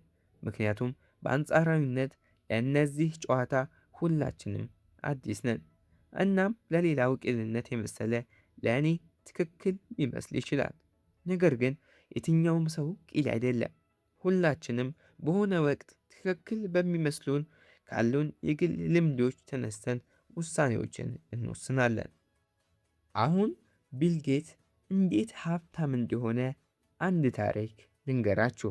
ለምትሰጡን ድንቅ አስተያየቶችና ለምታደርጉልን ላይክና ሰብስክራይብ ከልብ እናመሰግናለን። እነዚህ ህይወት ቀያሪ ሐሳቦች ከተመቿችሁ የበለጠ ጥራት ያላቸውን አዳዲስ መጽሐፍትን በየወሩ ለማግኘት የቻናላችን አባል ይሁኑ። አባላት አዳዲስ መጽሐፍትን ቀድሞ ከማዳመጣቸውም በላይ ቀጣዩን መጽሐፍ አብረውን ይመርጣሉ። አሁኑኑ አባል ለመሆን ኮሜንት ላይ ያለውን ሊንክ ይጫኑ። ቪዲዮውንም ላይክ በማድረግ ድጋፋችሁን አሳዩን። ምዕራፍ 2 እድልና እድለቢስነት ወይም ላክ እና ሪስክ። ምንም ነገር ጥሩ እንደሚመስለው ወይም መጥፎ እንደሚመስለው አይደለም። እድልና እድለቢስነት እህትማማቾች ናቸው። ሁለታቸውም በሕይወት የሚገጥም እያንዳንዱ ተግባራዊ ውጤት ከግለሰብ ጥረት ውጭ ባሉ ኃይላት የሚወሰኑ እውነቶች ናቸው። የኒውዮርክ ዩኒቨርሲቲ ፕሮፌሰር ስኮት ጋልዌይ ስኬትን በተመለከተ እንዲህ ይለናል። ምንም ነገር ጥሩ እንደሚመስለው ወይም መጥፎ እንደሚመስለው አይደለም። ቢልጌት በዓለም ኮምፒውተር ከነበራቸው በጣም ጥቂት ሁለተኛ ደረጃ ትምህርት ቤቶች በአንዱ ተምሯል። ከሲያትል ወጣ ብሎ የሚገኘው ሌክሳይድ ትምህርት ቤት ኮምፒውተር ማግኘቱ በራሱ የሚደንቅ ታሪክ ነው። የማይክሮሶፍት አጋር መስራች ፖል አለን እንዲህ ያስታውሳል። ቢል ዶጋል የተባለ የባህር ኃይል ፓይለት በትምህርት ቤታችን ውስጥ የሂሳብና የሳይንስ መምህር ሆነ። ቢል ዶጋል ያለ ተግባራዊ ልምምድ መጽሐፍትን ብቻ መሸምደድ ዋጋ የለውም ብሎ ያምን ነበርና ስለ ኮምፒውተር ከሐሳብ ባለፈ በተግባር እንድናውቅ አስቻለን። ቢል ዶጋል በ1968 የሌክሳይድ ትምህርት ቤት እናቶች ክለብን በማሳመን ከዓመታዊ ሽያጭ የተሰበሰበውን $3000 ገደማ 30 ኮምፒውተሮች እንዲገዙበት አደረገ። ቢል ጌት ዶጋልን እንዲህ ሲል ይገልጸዋል። ከዘመኑ እጅግ ቀድሞ አሳቢ ነበር። ቢል ጌትስ 8ኛ ክፍል ሳለ ትምህርት ቤት ያገኘው የነበረውን ኮምፒውተር የሚስተካከል፣ በዚያን ሳለ ትምህርት ቤት ያገኘው የነበረውን ኮምፒውተር የሚስተካከል፣ በዚያን ሳለ ጊዜ አብዛኞቹ የዩኒቨርሲቲ የድህረ ምረቃ ትምህርት ቤቶች እንኳን አልነበራቸውም። እሱም እስኪበቃው መጠቀም አይችልም ነበር። በ1968 የክፍል ጓደኛውን ፖል አለንን ሲያገኝ ጌት 13 ዓመቱ ነበር። አለንም እንደ እሱ በትምህርት ቤቱ ኮምፒውተር እጅግ ተመስጦ ነበር። ጥብቅ የሆነ ወዳጅነትን መሰረቱ። የሌክሳይድ ኮምፒውተር የጠቅላላ ስርዓተ ትምህርቱ አካል አልነበረም። ራሱን የቻለ የጥናት መርሃ ግብር ነበር። ቢል እና አለን በእረፍት ጊዜያቸው ከትምህርት በኋላ እስከ ምሽት ቅዳሜና እሁድ የፈጠራ ችሎታውን በእጅጉ በማሳደግ ከኮምፒውተር ጋር ማሳለፍን ቻሉ። በአጭር ጊዜ የኮምፒውተር ሊቅ ሆኑ። ፖል አለን ከዕለታት በአንዱ ምሽት ቢል ጌትን ወደ እሱ እንዲዞር ጠርቶ የፎርቹን መጽሔት አውጥቶ እያሳየው እንዲህ አለው። የፎርቹን 500 ኩባንያ የሆነ ድርጅት ብንመሰርት ምን ታስባለህ? አለን በጣም ይደንቃል አለ። ምናልባት አንድ ቀን የራሳችን የሆነ ኮምፒውተር ኩባንያ ይኖረናል አለ ጌት። ዛሬ ማይክሮሶፍት ከ1 ትሪሊዮን ዶላር በላይ ሀብት አለው። ጥቂት ሂሳብ ብንሰራ እንደ ተባበሩት መንግስታት ድርጅት መረጃ በ1968 በዓለም ላይ 303 ሚሊዮን ዕድሜያቸው ለሁለተኛ ደረጃ ትምህርት የደረሰ ሰዎች ነበሩ። ከእነዚህ ውስጥ 18 ሚሊዮኑ በዩኤስ አሜሪካ ይኖሩ ነበር። ከእነዚህ ውስጥ 270 ሺህ ገደማ በዋሽንግተን ክፍለ ሀገር ይኖሩ ነበር። ከእነዚህ ውስጥ 100 ሺህ ያህል የሚሆኑት በሲያትል አካባቢ ይኖሩ ነበር። ከእነዚህ ውስጥ 300 ያህሉ ብቻ ሌክሳይድ ትምህርት ቤት ተምረዋል። ይህ ዕድል ስንተኛ እንደሆነ መረዳት ትችላለህ። ይህ ዕድል የነበራቸው በዓለም ካሉ ዕድሜያቸው የሁለተኛ ደረጃ ትምህርት ከደረሱ 303 ሚሊዮን ወጣቶች 300ዎቹ ብቻ ነበሩ። ይህም ማለት ከ1 ሚሊዮን አንድ ብቻ የሚሆኑት ዕድሜያቸው ለሁለተኛ ደረጃ ትምህርት የደረሱ ተማሪዎች ኮምፒውተር ለመግዛት ገንዘቡና አርቆ አሳቢነት ካለው ትምህርት ቤቱ ውስጥ ተምረዋል። ቢል ጌትም ከእነዚህ አንዱ ነበር። ጌት ይህ ምን ማለት እንደሆነ ሲናገር አያመነታም። ሌክሳይድ ባይኖር ኖሮ ማይክሮሶፍት አይኖርም ነበር። ጌት ለ2005 የትምህርት ቤቱ ተመራቂዎች የተናገረው ነው። ቢል ጌት እጅጉን የሚያስደንቅ ምጡቅ አእምሮ አለው። በጣም ጠንካራ ሰራተኛ የነበረ፣ ገና በአስራዎቹ ዕድሜው እጅግ በጣም ስመጥር የሆኑ የኮምፒውተር ኩባንያ ስራ አስኪያጆች እንኳን ያልነበራቸው፣ ሊረዱት እንኳን ያልቻሉት ኮምፒውተሮችን የተመለከተ ትልቅ ራዕይ ነበረው። ወደ ሌክሳይድ ትምህርት ቤት በመግባት ከሚሊዮን አንድ ሰው የሆነውን ጅማሮ አድርጓል። አሁን ስለ ቢል ጌት ጓደኛ ኬንት ኤቨንስ ልንገራችሁ። እርሱ በእኩል መጠን ኃይለኛ የሆነ የዕድል ጥብቅ ጓደኛ ዕድለቢስነት ገጥሞታል። ምስጋና ለማይክሮሶፍት ስኬት ይሁንና ቢል ጌትና ፖል አለን የቤት ስም ሆነዋል። ነገር ግን ሌክሳይድ ትምህርት ቤት ሳሉ የዚህ የሁለተኛ ደረጃ ትምህርት ቤት የኮምፒውተር ልሂቃን ስብስብ አባል የሆነው ሶስተኛው ሰው ነበር። ኬንት ኤቨንስ እና ቢል ጌት 8ኛ ክፍል ሳሉ ምርጥ ጓደኛሞች ሆኑ። በቢል ጌት በራሱ መለኪያ ኤቨንስ የክፍሉ እጅግ ምርጥ ተማሪ ነበር። ሁለቱ በስልክ ለብዙ ሰዓት ብዙ ነገሮችን ያወሩ ነበር። ቢል ጌት በቤል አእምሮ ውስጥ ኢንሳይድ ቤልስ ብሬን በተሰኘው ዘጋቢ ፊልም ያስታውሳል። እስካሁን የኬንትን ስልክ ቁጥር አውቀዋለሁ ይላል። 525 7851 ነው። ኤቨንስ ልክ እንደ ቢል ጌትና ፖል አለን እኩል የኮምፒውተር እውቀትና ችሎታ ነበረው። ሌክሳይድ ትምህርት ቤት ቤቱን የትምህርት መርሃ ግብር በእጅግ በወረቀት አስተካክሎ ለማዘጋጀት ይታገላል። ይህም በመቶዎች የሚቆጠሩ ተማሪዎችን ከሌሎች ትምህርቶች ጋር በማይጋጭ መልኩ በሚፈልጉት ክፍለ ጊዜ ለመመደብ በጣም ይከብድ ነበር። ትምህርት ቤቱን በምንም ያህል ጥረት ችግሩን ለመፍታት የኮምፒውተር ፕሮግራም እንዲሰሩ ለልጆች ለቢል ጌትና ለኬንት የፕሮጀክት ስራ ተሰጣቸው። ፕሮጀክቱም ውጤታማ ሆነ። እንደ ፖል አለን ሳይሆን ኬንት የቢል ጌትን የቢዝነስ ሐሳብና ማብቂያ የሌለው ምኞት ተጋርቷል። ኬንት ሁሌም ትልቅ ቦርሳ ይይዝ ነበር፣ ልክ አቃቢ ሕጎች እንደሚይዙት አይነት። ቢል ጌት ያስታውሳል። ሁሌም ወደፊት 5 ወይም 6 ዓመታት ስለምናደርገው ነገር እናቀድ ነበር። ዋና የኩባንያ ኃላፊዎች ነው መሆን ያሉብን። ምን ያህል ለውጥና ተጽዕኖ መፍጠር እንችላለን? ጄኔራሎቹ መሆን አለብን። አምባሳደሮች መሆን አለብን። ምንም ይሁን ምን ቢል ጌትና ኬንት በጋራ አንድ ላይ እንደሚሰሩ ያውቁ ነበር። ጌት ከኬንት ጋር ስለነበረው ጓደኝነት ሲያስብ በትዝታ ጭልጥ ብሎ ይሄዳል። አብረን በጋራ እየሰራን እንቀጥል ነበር። አንድ ላይ የኮሌጅ እንገንባ እንደነበር እርግጠኛ ነኝ። ኬንት ከጌትና ከአለን ጋር የማይክሮሶፍት መስራች አባል ሊሆን ይችል ነበር፣ ነገር ግን ሊሆን አልቻለም። ኬንት የሁለተኛ ደረጃ ትምህርቱን ከመጨረሱ በፊት ተራራ ሲወጣ በገጠመው አደጋ ሞተ። በአሜሪካ በየዓመቱ 3 ደርዘን ገደማ በመውጣት የሚገጥሙ ሞቶች አሉ። የሁለተኛ ደረጃ ትምህርት ቤት ተማሪ ተራራ ላይ በመውጣት የመሞት አጋጣሚ በጥግግት 1 ከ1 ቢሊዮነኛ ነው። ቢል ጌት ሌክሳይድ በመግባትና 1 ከሚሊዮን የሚገኝን እድል አግኝቷል። ኬንት ኤቨንስ እርሱና ጌት ለማሳካት ያቀዱትን ለመጨረስ 1 ሚሊዮንኛ እድለ ቢስነት ገጥሞታል። በተቃራኒ አቅጣጫ የሚሰራ በተመሳሳይ ኃይል በተመሳሳይ መጠን።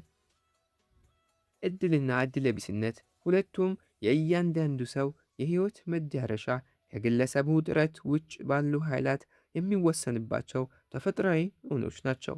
በእኩል ሌላኛውን ሳትቀበል አንደኛውን ማመን የማትችለውን በጣም ተመሳሳይ ነገሮችን ናቸው። ሁለቱም ይከሰታሉ። ምክንያቱም 100% ጥረቶችህ 100% ውጤቶች እንደሚያመጡ ለማድረግ ዓለም በጣም ውስብስብ ነው። በተመሳሳይ ነገር ይመራሉ። አንተ ከሌሎች 7 ቢሊዮን ሰዎች እና እልቆ መሳፍርት ከሆኑ የሚንቀሳቀሱ ነገሮች ጋር ጨዋታ የገጠምክ ሰው ነህ። ከአንተ ቁጥጥር ውጭ በሆኑ ድርጊቶች የሚከሰት ድንገተኛ ተጽዕኖ አስባቸው ከምታደርጋቸው ነገሮች በላይ ወሳኝና ሕይወት ቀያሪ ሊሆኑ ይችላሉ። ነገር ግን ሁለቱንም ለመለካት ለመቀበልም በጣም ከባዶች ናቸው። ስለዚህም ብዙ ጊዜ ችላ ተብለው ይኖራሉ። ለእያንዳንዱ ቢል ጌት ተመሳሳይ ክህሎትና መነሳሳት ያለው፣ ነገር ግን የሕይወት አሳዛኝ ዕጣ ፈንታ የገጠመው ኬንት አለ። ለዕድልና ለዕድለ ቢስነት የሚገባቸውን ክብር ብትሰጣቸው፣ የሰዎቹን ገንዘባዊ ስኬት ስትለካ፣ ያንተንም ሆነ የሌሎችን ገንዘባዊ ስኬት ስትለካ ጥሩ እንደሚመስለው ወይም መጥፎ እንደሚመስለው አይደለም የሚለውን ትገነዘባለህ። ከዓመታት በፊት በኢኮኖሚክስ የኖቤል ሽልማት አሸናፊ የሆነውን የኢኮኖሚክስ ሊቅ ሮበርት ሺለርን ስለ ካፒታል ማርኬት ወይም መዋለ ነዋይ እኛ የማናውቀው አንተ ማወቅ የምትፈልገው ምን ነገር አለ ብዬ ጠየቅኩት። ዕድል ለስኬታማ ውጤቶች ያለውን ትክክለኛ ሚና ብሎ መለሰልኝ። ያን መልስ ወደዋለሁ። ምክንያቱም አንድም ሰው እድል በገንዘባዊ ስኬት ላይ ሚና አለው ብሎ እርግጡን አያስብም። ነገር ግን እድልን በመጠን ለክቶ ለማስቀመጥ ከባድ በመሆኑ እና ለሰዎች ስኬት እድልና መስጠቱን ትክክል ባለመሆኑ ብዙ ጊዜ ነባራዊ አቋም በውስጡ እድሉ የስኬት አንዱ መንስኤ እንደሆነ አይቀበልም። ዓለም ላይ 1 ቢሊዮን ኢንቨስተሮች አሉ ብል በአጋጣሚ ብቻ ከነዚህ አስሮቹ በዋናነት በእድል ቢሊዮነር ይሆናሉ ብላችሁ አጠብቁ። አዎ በእርግጠኝነት ይሆናሉ ብላችሁ ትመልሳላችሁ። ነገር ግን ከፊታቸው አቁሚያቸው የትኛው ኢንቨስተር ነው በእድል የተሳካለት ብዬ ብጠይቃችሁ መልሱን ከመመለስ ትቆጠባላችሁ። እገሌ እኮ በእድል ነው የተሳካለት ማለታችን የተመቀኝን ስለሚያስመስለን እውነታውን ብናውቅ እንኳን ዝም እንላለን። እኛ ራሳችንም በእድል ቢሳካልን ሰርቼ ለፍቼ አገኘሁት እንጂ እድል ቀንቶኝ ተሳካልኝ አንልም። ባሽካር ባዙምደር የተባለ ኢኮኖሚስት በወንድማማቾች መካከል የሚኖር ገቢ ከቁመትና ከክብደት ይልቅ የበለጠ ይቀራረባል ሲል በጥናት አመላክቷል። ሀብታምና ረዥም ብትሆን ወንድምህም ረዥም ከመሆን ሀብታም የመሆን እድሉ ይበልጣል። አብዛኞቻችን በደመነፍስ ይህ እውነት እንደሆነ እናስባለን። የምታገኘው ጥራት ያለው ትምህርት እና የሚከፈቱልህ በሮች ከወላጆችህ ኢኮኖሚያዊና ማህበራዊ ደረጃ ጋር በጥብቅ የተገናኙ ናቸው። ነገር ግን ሁለት ሀብታም ወንድማማቾችን ብታመጣልኝ ይህ የጥናት ውጤት በእነርሱ ላይ እንደማይሰራ የሚያስቡ ሁለት ሰዎችን አሳይሃለሁ። ራሳቸውን ውድቀቶች ሁሉ የቢዝነስ ክስረትም ሆነ የግል ግብን አለመሳካት ወይም ሌላ ማንኛውም አይነት ውድቀት በእኩል ሁኔታ ይታያሉ። ሁሉንም ውድቀት በአንድ አንመዘግናቸውም። የከሰሩ ሁሉ ቢዝነሶች በጣም ጠንክረው አልሰሩም ነበር። አክሳሪ መዋለ ንዋዮች ወይም ካፒታል ማርኬት በደንብ አልታሰበባቸውም ነበር። ዝቅ ተደርገው የሚታዩ ሙያዎች ከስንፍና የመጡ ናቸው። አንዳንዴ አዎን፣ እርግጥ ነው ይሆናል። ነገር ግን ምን ያህል ማወቅ ይከብዳል። ማንኛውም የቢዝነስ ሀሳብ ከ100% ያነሰ የመሳካት እድል አለው። እድለ ቢስነት በቀመሩ ስሌት የማይፈለግ ውጤት ላይ ስታርፍ የሚሆነው ነገር ነው። በእድል እንደሚሆነው ሁሉ የአንድ ነገር ውጤት ታስቦበት በተደረገ ውጤት ወይም ውሳኔ የመጣ ነው ወይስ እድለ ቢስነት ነው ብለን ለይተን ለመናገር ብንሞክር ታሪኩ በጣም ከባድ ነው። በጣም ግራ አጋቢና በጣም ውስብስብ ይሆናል። አክሲዮን ገዛሁ ልበል። እናም ከ5 ዓመታት በኋላም ምንም አላደርግም።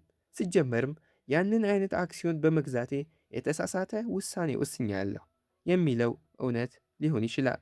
አሊያም 80% ገንዘብ የመስራት እድል ያለው ጥሩ ውሳኔ ወስኛለሁ፣ ነገር ግን ውጤቱ በሌላኛው የእድል ቢስነት ጎን 20% ላይ አርፏል። ከሁለቱ የትኛው እንደሆነ እንዴት አውቃለሁ? እውነታውስ የቱ ነው? ስህተት ሰርቻለሁ ወይስ የገጠመኝ እድለ ቢስነት ነው? ጥቂት ውሳኔዎችን በእውቀትና በብልህነት የተወሰኑ መሆን አለመሆናቸውን በቁጥር መለካት ይቻል ይሆናል። ነገር ግን በእውናዊ ዓለም ቀን በቀን እንደዚያ አናደርግም። በጣም ይከብዳል።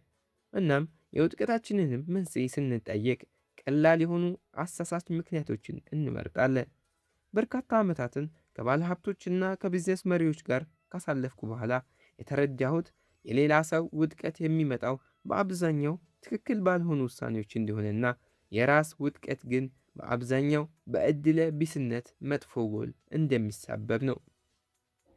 የሰውን ውድቀት ስመዝን የመንስኤዎች ውጤት በግልጽና ቀላል ታሪኬን እመርጣለሁ። ምክንያቱም በዚያ ሰው አእምሮ ውስጥ ምን እየተመላለሰ እንዳለ አላውቅም። ለእኔ ብዙ ነገሮች ወይም ብዙ ጊዜ ስሜትና ትርጉም የሚሰጠኝ ታሪክ መጥፎ ውጤት ገጥሞሃል እናም በመጥፎ ውሳኔ የተፈጠረ መሆን አለበት የሚለው ነው። ነገር ግን ራሴን ስመዝን ያለፉት ውሳኔዎቼ ትክክል እንደነበሩ የሚያረጋግጥ ድፍን ያለ ትርክት ፈጥርና መጥፎ ውጤቶችን ለዕድለ ቢስነቴ እሰጣለሁ። የፎርብስ መጽሔት ሽፋን ጥሩ ውሳኔዎችን ወስነው ግን የዕድለ ቢስነት መጥፎ ዕጣ ፈንታ የገጠማቸውን ድሃ ኢንቨስተሮችን አያከብርም። ነገር ግን በእርግጠኝነት ሙሉ በሙሉ ሊባል በሚቻል ደህና የሚባሉ አሊያም አስቀያሚ የሆኑ ውሳኔዎችን እንኳን ወስነው መልካም ዕድል የገጠማቸውን ሀብታም ኢንቨስተሮች ያከብራል። ነገር ግን መጥፎ ውሳኔዎችን ወስነው የተሳካላቸውም ጥሩ ውሳኔንም ወስነው የወደቁ ሁለቱም የአንድ ሳንቲም ሁለት ገጽታዎች ናቸው። ዕድል አንደኛቸውን ስኬት ላይ ሌላኛቸውን ውድቀት ላይ ጥሏቸዋልና። የዚህ መጥፎ ጎን ስለ ገንዘብ ምን በትክክል እንደሚሰራና ምን እንደማይሰራ ለማወቅ ገና እየሞከርን መሆኑ ነው። ምን አይነት የመዋለ ንዋይ ወይም ካፒታል ማርኬት ስልቶች ናቸው የሚሰሩት? የትኞቹ ናቸው የማይሰሩት? ምን አይነት የቢዝነስ ስልቶች ናቸው የሚሰሩት? የትኞቹ ናቸው የማይሰሩት? ሀብታም እንዴት መሆን ትችላለህ? ድሃ መሆንን እንዴት ማስወገድ ትችላለህ? ስኬቶችንና ውድቀቶችን በመመልከት እና እገሌ ያደረገውን ላድርግ፣ እከሌ ያደረገውን ልተው በማለት እነዚህን ትምህርቶች ለማግኘት እንሞክራለን። ተአምራዊ ጥበብ ቢኖረን ኖሮ ከእነዚህ ውጤቶች ምን ያህሉ በሚደጋገሙ ድርጊቶች፣ ምን ያህሉ ደግሞ እነዚህን ድርጊቶች ወደ ፈለጉት አቅጣጫ የሚወስዱ ቀድሞ የተወሰነ የዕድለቢስነትና የዕድለኛነት ሚና መጠን በትክክል ማወቅ እንችል ነበር። ነገር ግን መለያ ተአምራዊ ጥበብ የለንም። ለመጠናዊ ልየታና ለደረጃዊ ልኬታ ብዙም ፍላጎት የሌለው ቀላል መልሶችን የሚፈልግና የሚመርጥ አእምሮ ነው ያለን። ስለዚህም መቅሰም ወይም መተው ያሉብንን ባህሪያትና ተግባራት ለመለየት እጅግ በጣም ከባድ ይሆናል። ልክ እንደ ቢልጌት እጅግ በጣም ስኬታማ የሆነ ነገር ግን ስኬቱ በዕድል ይሁን ወይም በችሎታ የመጣው የቱ እንደሆነ ለመለየት የሚከብደን የአንድን ሌላኛ ሰው ታሪክ ልንገራችሁ። ኮርኔሊስ ቫንደርቤልት የባቡር ሀዲድ መስመር ግዛቱን ለማስፋት በርካታ የቢዝነስ ውሎችን ተዋውሏል። ከቢዝነስ አማካሪዎቹ አንዱ ተጠግቶ በሚያደርገው እያንዳንዱ ስምምነት ሕግን እንደሚጥስ ለቫንደርቤልት ነገረው። ኦ አምላኬ ጆን፣ አለ ቫንደርቤልት፣ የባቡር ሀዲድን ለመዘርጋት የኒውዮርክን ግዛት ሕጎች በመከተል መቼም ለመስራት አታስብም። እንደዚያ ታስባለህ? ይህን ሳነብ የመጣልኝ የመጀመሪያው ሐሳብ ይህ አመለካከት ነው በጣም ስኬታማ እንድንሆን ያደረገን የሚል ነው። በቫንደርቤልት ዘመን ሕጎች የባቡር ሀዲድ ዝርጋታን የሚያካትቱ አልነበሩ። ስለዚህም ገደል ይግባ አለ እና ስራውን ወደፊት ቀጠለ። ቫንደርቤልት እጅግ በጣም ስኬታማ ሰው ነበር። እናም የእሱን ሕግ ጣሽነትና ነውጠኛነት ልክ እንደ ስኬት ጥበብ መቁጠር እንችላለን።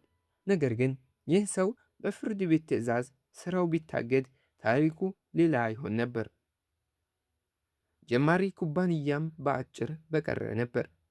የእርሱ ሕግ ጣሽነት ለስኬቱ ምክንያት እንደሆነው ሁሉ ለውድቀቱም መንስኤ የመሆን እድል አለው። ስለዚህም እዚህ ላይ ችግር አለ። ሕግን ጥሶ በመስራቱ ቫንደርቤልትን በምታመሰግነው ልክ ተመሳሳይ ነገር በማድረጉ ኢንሮንን ትተቸዋለህ። ኢንሮን በኢነርጂ በማኑፋክቸሪንግ እና በአገልግሎት የተሰማራ ብዝሃ ድርጅት ግዙፍ የአሜሪካ ኩባንያ ነው። በ2001 የማጭበርበርና የሙስና ወንጀል በሕግ ፈርሷል። ምናልባት አንደኛው የሕግን ጫፍ በማለፍ ዕድለኛ ሆኗል። ሌላኛው ግን ሕግን በመተላለፍ ራሱን ከዕድለ ቢስነት ዕጣ ፈንታ ዘፍቋል። ጆን ዲ ሮክፌለር ተመሳሳይ ነገር አድርጓል። ሕግን በተደጋጋሚ በመጣሱ በአንድ ወቅት አንድ ዳኛ ድርጅቱን ከመደበኛ ሌባ የማይሻል ያሉን ሰው። ብዙ ጊዜ በታሪክ ሰዎች የቢዝነስ ሊግ ተደርጎ ይሳላል። ምናልባትም እንደዚያ ነበር። ነገር ግን ያረጁ ሕጎች በፈጠራ መንገድ እንዲቆሙ ማድረግ አይገባም ከሚለው ወንጀል ፈጽመሃል ወደሚል ታሪክ መቼ ነው የሚቀየረው? ወይም ሮክፌለር ድንቅ ችሎታ ያለው ሰው ነው፣ ከስኬቱ ተማሩ ከሚለው ሮክፌለር ወንጀለኛ ነው፣ ከቢዝነስ ውድቀቶቹ ተማሩ ወደሚል ሊለወጥ ታሪኩ ምን ያህል መቀየር ይኖርበታል? በጣም ትንሽ፣ በጣም ትንሽ። በአንድ ወቅት ቫንደርቤልት እንዲህ ብለዋል፣ ስለ ሕግ ምን ያስጨንቀኛል? አቅም የለኝምን? ነበረው። እናም ውጤታማ ነበር። ነገር ግን በጣም የተለየ ውጤት ሲሆን የታሪኩን የመጨረሻ ቃላት ማሰብ በጣም ቀላል ነው። በጉብዝናና በግዴለሽነት መካከል ያለው መስመር ቀጭን ሊሆን ይችላል። ለዕድለ ቢስነትና ለዕድለ ትክክለኛ ምስል ሳንሰጥ ስንቀር ብዙ ጊዜ የማይታይና የማይታወስ ይሆናል። ቤንጃሚን ገርሃም የሁል ጊዜ እጅግ ታላቅ ኢንቨስተሮች ከሆኑት አንዱ እንደሆነ ይታወቃል። የእሴት ኢንቨስትመንት አባት ፋዘር ኦፍ ቫሊዩ ኢንቨስቲንግ ነው። የዋረን በፊት የመጀመሪያው አማካሪም ነበር። ይሁን እንጂ የቤንጃሚን ግርሃም የመዋለ ንዋይ ስኬት ዋነኛ ምንጭ ከአሜሪካ የመንግሥት ሠራተኞች ኢንሹራንስ ኩባንያ ጄኮ ገቨርንመንት ኤምፕሎይስ ኢንሹራንስ ካምፓኒ በከፍተኛ መጠን በመግዛቱ ነው። እርሱም እንዲያመነው በዝነኛ መማሪያ መጻሕፍቶቹ እንዳስቀመጠው እያንዳንዱን የአክሲዮን ዕጣ የማከፋፈልና የማቀላቀል መመሪያን የሚጥስ ነበር። እናም እዚህ ላይ በጎበዙና በደካማው መካከል የሚለይ ቀጭን መስመር የት አለ? አላውቅም። ግርሃም በመንግሥት ሠራተኞች ኢንሹራንስ ኩባንያ ጄኮ ስላለው ሀብት እንዲህ ሲል ጽፏል። አንድ ዕድለኛን የሕግ ጥሰትና አንድ ከፍተኛ ቅን ውሳኔን ለያይተን መናገር እንችላለን? በቀላሉ አይሆንም። በ2006 የፌስቡክ መስራች ለሆነው ማርክ ዙከርበርግ ፌስቡክን በ1 ቢሊዮን ዶላር ሽጥልን የሚል ጥያቄ በያሁ ቀርቦለት ነበር። ሆኖም አልተቀበላቸውም። አሁን ላይ የፌስቡክ ካፒታል 300 ቢሊዮን ዶላር ያህል ነው። ዙከርበርግም ካምፓኒውን ያኔ ባለመሸጡ ጥበበኛ ነው እንለው ይሆናል። ሆኖም ግን ከዚህ ተቃራኒ በሆነ ሁኔታ በ2008 ማይክሮሶፍት ያሁን ለመግዛት የ45 ቢሊዮን ዶላር ጥያቄን አቅርቦ ነበር። ያሁም ጥያቄውን ውድቅ አደረገው። ከዓመታት በኋላ 2014 ያሁ ዋጋውን አጥቶ በ4.5 ቢሊዮን ዶላር ተሸጠ። ዙከርበርግ ፌስቡክን ባለመሸጡ ጥበበኛ እንዳለ ሁሉ በተመሳሳይ የያሁ አለመሸጥ ሞኝነት እንደሆነ እናስባለን። ለሥራ ፈጣሪዎች ከዚህ የሚገኝ ትምህርት ምንድን ነው? ሐሳቡ የለኝም። ምክንያቱም ዕድልንና ዕድለቢስነትን ለይቶ ለማስቀመጥ በጣም ከባድ ነው። እንደዚህ ያሉ በጣም ብዙ ምሳሌዎች አሉ። ሊቀ መሳፍርት ስኬቶችና ውድቀቶች ለውጤታማነታቸውና ለመጨረሻ ዕጣ ፈንታቸው ተጽዕኖን ይጠቅሳሉ። እጅግ ምርጥ የሆኑ እና እጅግ መጥፎ የሆኑ ሥራ አስኪያጆች በሚችሉት ያህል ሠራተኞቻቸውን ይመራሉ። ደንበኛ ሁሌም ትክክል ነው እና ደንበኞች ምን እንደሚፈልጉ አያውቁም። ሁለቱም ተቀባይነት ያገኙ የቢዝነስ ጥበቦች ናቸው። በሚያነሳሳ ጉብዝናና ጅል ግዴለሽነት በመሆን መካከል ያለው መስመር 1 ሚሊሜትር ሊቀጥን እና ሊታይ የሚችለው ወደ ኋላ ተተንትኖ ከታየ ብቻ ነው። ዕድለቢስነት እና ዕድለኛነት ሁለት መንትያዎች ናቸው። ይህ ልንፈታው የምንችለው ቀላል ችግር አይደለም። ገንዘብን ስናስተዳድር እጅግ ምርጡ መንገድ የትኛው እንደሆነ ለማወቅ ስንሞክር የሚገጥመን ትልቁ ችግር የትኛው ዕድል ነው፣ የትኛው ክህሎት ነው እና የትኛው ዕድለቢስነት ነው የሚለውን መለየት ነው።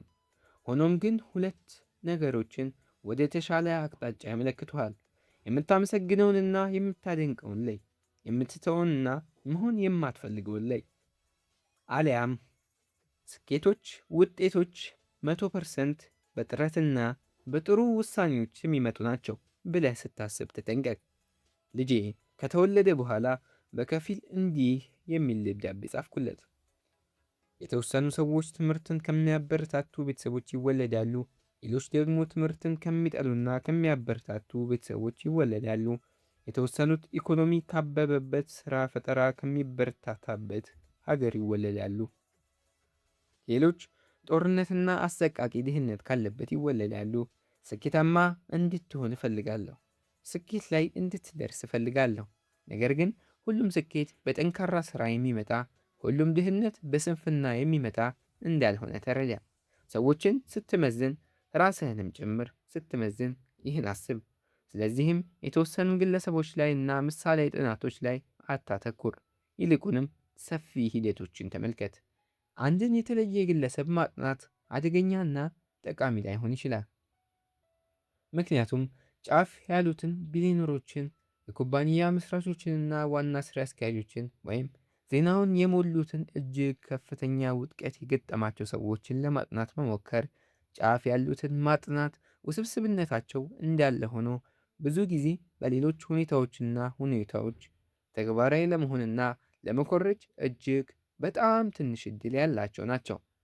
ውጤቱ በጣም ወደ ጫፍ በሄደ ቁጥር ወደ ወይም በግል ሕይወትህ ላይ ትምህርቶችን ለመተግበር ዝቅተኛ ዕድል ያለው እየሆነ ይሄዳል።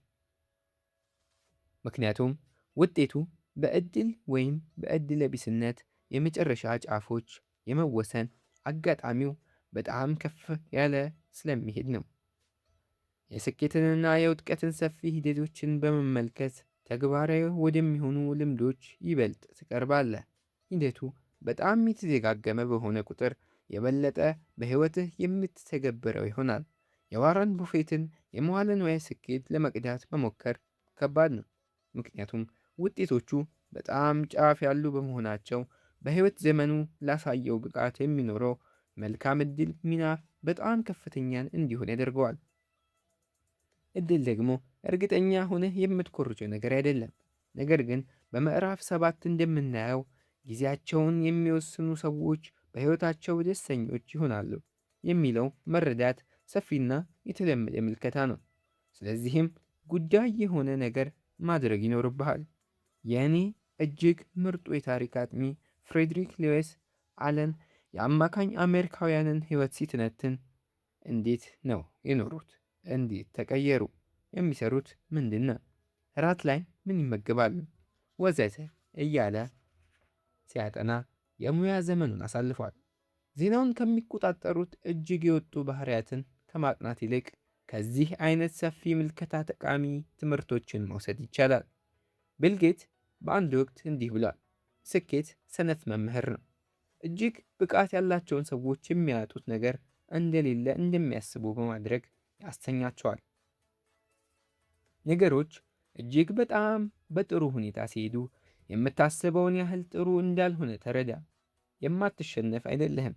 እናም ዕድል ስኬትን አምጥቶልኛል ብለህ የምትቀበል ከሆነ እጅግ በፍጥነት ታሪክን በሚቀይረው በዕድል ጓደኛ በዕድለ ቢስነት ማመን አለብህ። እንዲሁም በሌላኛው አቅጣጫ ተመሳሳዩ ነው። ውድቀት ሰነፍ መምህር ሊሆን ይችላል። ምክንያቱም አንዳንዴ ውድቀት ሲደርስብህ በዕድል ምክንያት አልተሳካልኝም ከማለት ይልቅ የወሰንካቸው ውሳኔዎች ልክ እንዳልሆኑ ማሰብ ትጀምራለህ። ዕድለ ቢስነት የሚያጋጥም ሆኖ ሳለ ውድቀት መጥፎ ውሳኔዎችን እንደወሰኑ በማስታወስ እጅግ ብቃት ያላቸውን ሰዎች ይሸውዳቸዋል። በዕድል ምክንያት ያጡትንም ለማግኘት ደጋግመው የተሳሳቱ ውሳኔዎችን መወሰንና ባላቸው ሁሉ መጫወት ይጀምራሉ። ነገር ግን ይበልጥ ጠቃሚ የሆነው ዕድል ለስኬት ያለውን ሚና ከተረዳን ከዕድለ ቢስነት ሚና ራሳችንን ይቅር ማለትና ውድቀቶችን ስንመዝን ለመረዳት ቦታ መተው ማለት ይሆናል የሚለው ነው። ምንም ነገር ጥሩ እንደሚመስለው ወይም መጥፎ እንደሚመስለው አይደለም። አሁን ዕድላቸውን የገፉ የሁለት ሰዎች ታሪክ እንይ። ምዕራፍ 3 አይበቃም። ሀብታም ሰዎች የእብደት ሥራዎችን ሲያደርጉ። የቫንጋርድ ኩባንያ መስራች ጆን ቦግል በ2019 ሕይወቱ አልፏል። ብዙዎቻችን በአስተውሎት ስለማንመለከተው ነገር የሚያወሳ ታሪክ ተናግሮ ነበር። በሼልተር ደሴት በአንድ የሄጅ ፈንድ ሥራ አስኪያጅነት ቢሊዮነር በተደረገ የራት ግብዣ ላይ ከርት ቬንገርት ለጓደኛው ለጆሴፍ ሄለር እጅግ በጣም ተወዳጅ በሆነው ልብወለድ መጽሐፍ ካች 22 ላይ እንደጻፈው እርሱ ዘመኑን ሁሉ ለፍቶ ያላገኘውን በአንድ ቀን ብቻ ጋባዣቸው ብዙ ገንዘብ እንዲያገኝ ነገረው። ሄለር መለሰ፣ አዎን፣ ግን እሱ የማይኖረው እኔ ያለኝ አንድ ነገር አለን፣ መብቃት። መብቃት ይበቃል ማለት። በዚያ ግርማ ሞገስ ባለው ተራ አገላለጥ ተደነቅኩኝ። ስለ ሁለት ምክንያቶች። አንድ፣ በራሴ በሕይወቴ የተሰጠኝ ብዙ ነገር አለ። ሁለት፣ ጆሴፍ ሄለር ያለው እጅግ በጣም ትክክል ሲሆን ይችላል። የማህበረሰባችንና በመካከላችን ያሉ እጅግ በጣም ሀብታምና እጅግ ከፍተኛ አቅም ያላቸው የብዙዎች ዋና መገለጫ የሆነው በዚህ ዘመን ይበቃል የምንለው ገደብ ያለ አይመስልም። ይህ እጅግ አስተዋይነት ያለበት እጅግ ጠንካራ መልእክት ነው። በቂ ነው ይበቃል አለማለት ስለሚያመጣቸው ችግሮችና ስለሚያስተምረን ነገር ሁለት ምሳሌዎችን ልስጥ። ረጃት ጉፕታ ኮልካታ ህንድ ውስጥ ነው የተወለደው። በአስሮቹ ዕድሜው ማደጎ ቤት ገባ። ሕይወትን ከታች ከስር ለጀመሩት ለጥቂቶች ስለሚሰጠው ትምህርት ሰዎች ይናገራሉ። ጉብታ የቤዝቦል መጫወቻ ስቴዲየም ገብቶ ማየት እንኳን አይችልም ነበር። ከዚያ መነሻ ከዚያ ጅማሮ ተነስቶ የደረሰበት ደረጃ በቀላሉ ስንገልጸው የሚደነቅ ተአምር ነው። በአርባዎቹ አጋማሽ ጉብታ የዓለማችን እጅግ ስመጥር አማካሪ ድርጅት የሆነው የሚኪንሲው ዋና ስራ አስኪያጅ ነበር።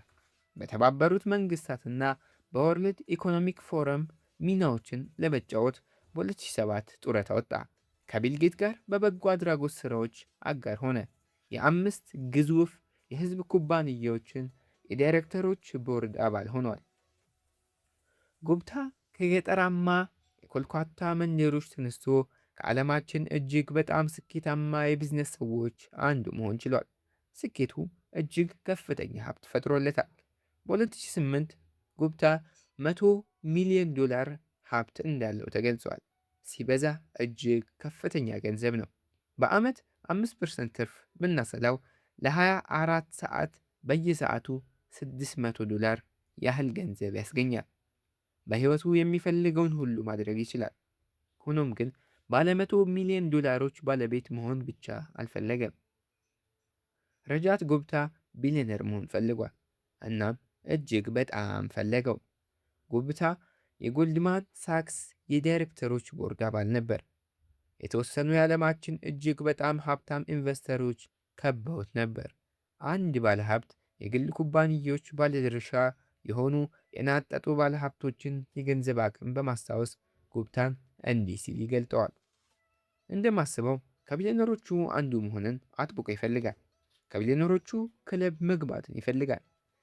ጎልድማን ያለው የመቶዎች ሚሊዮኖች ክለብ ውስጥ ነው። ይህ ግልጽ ነው።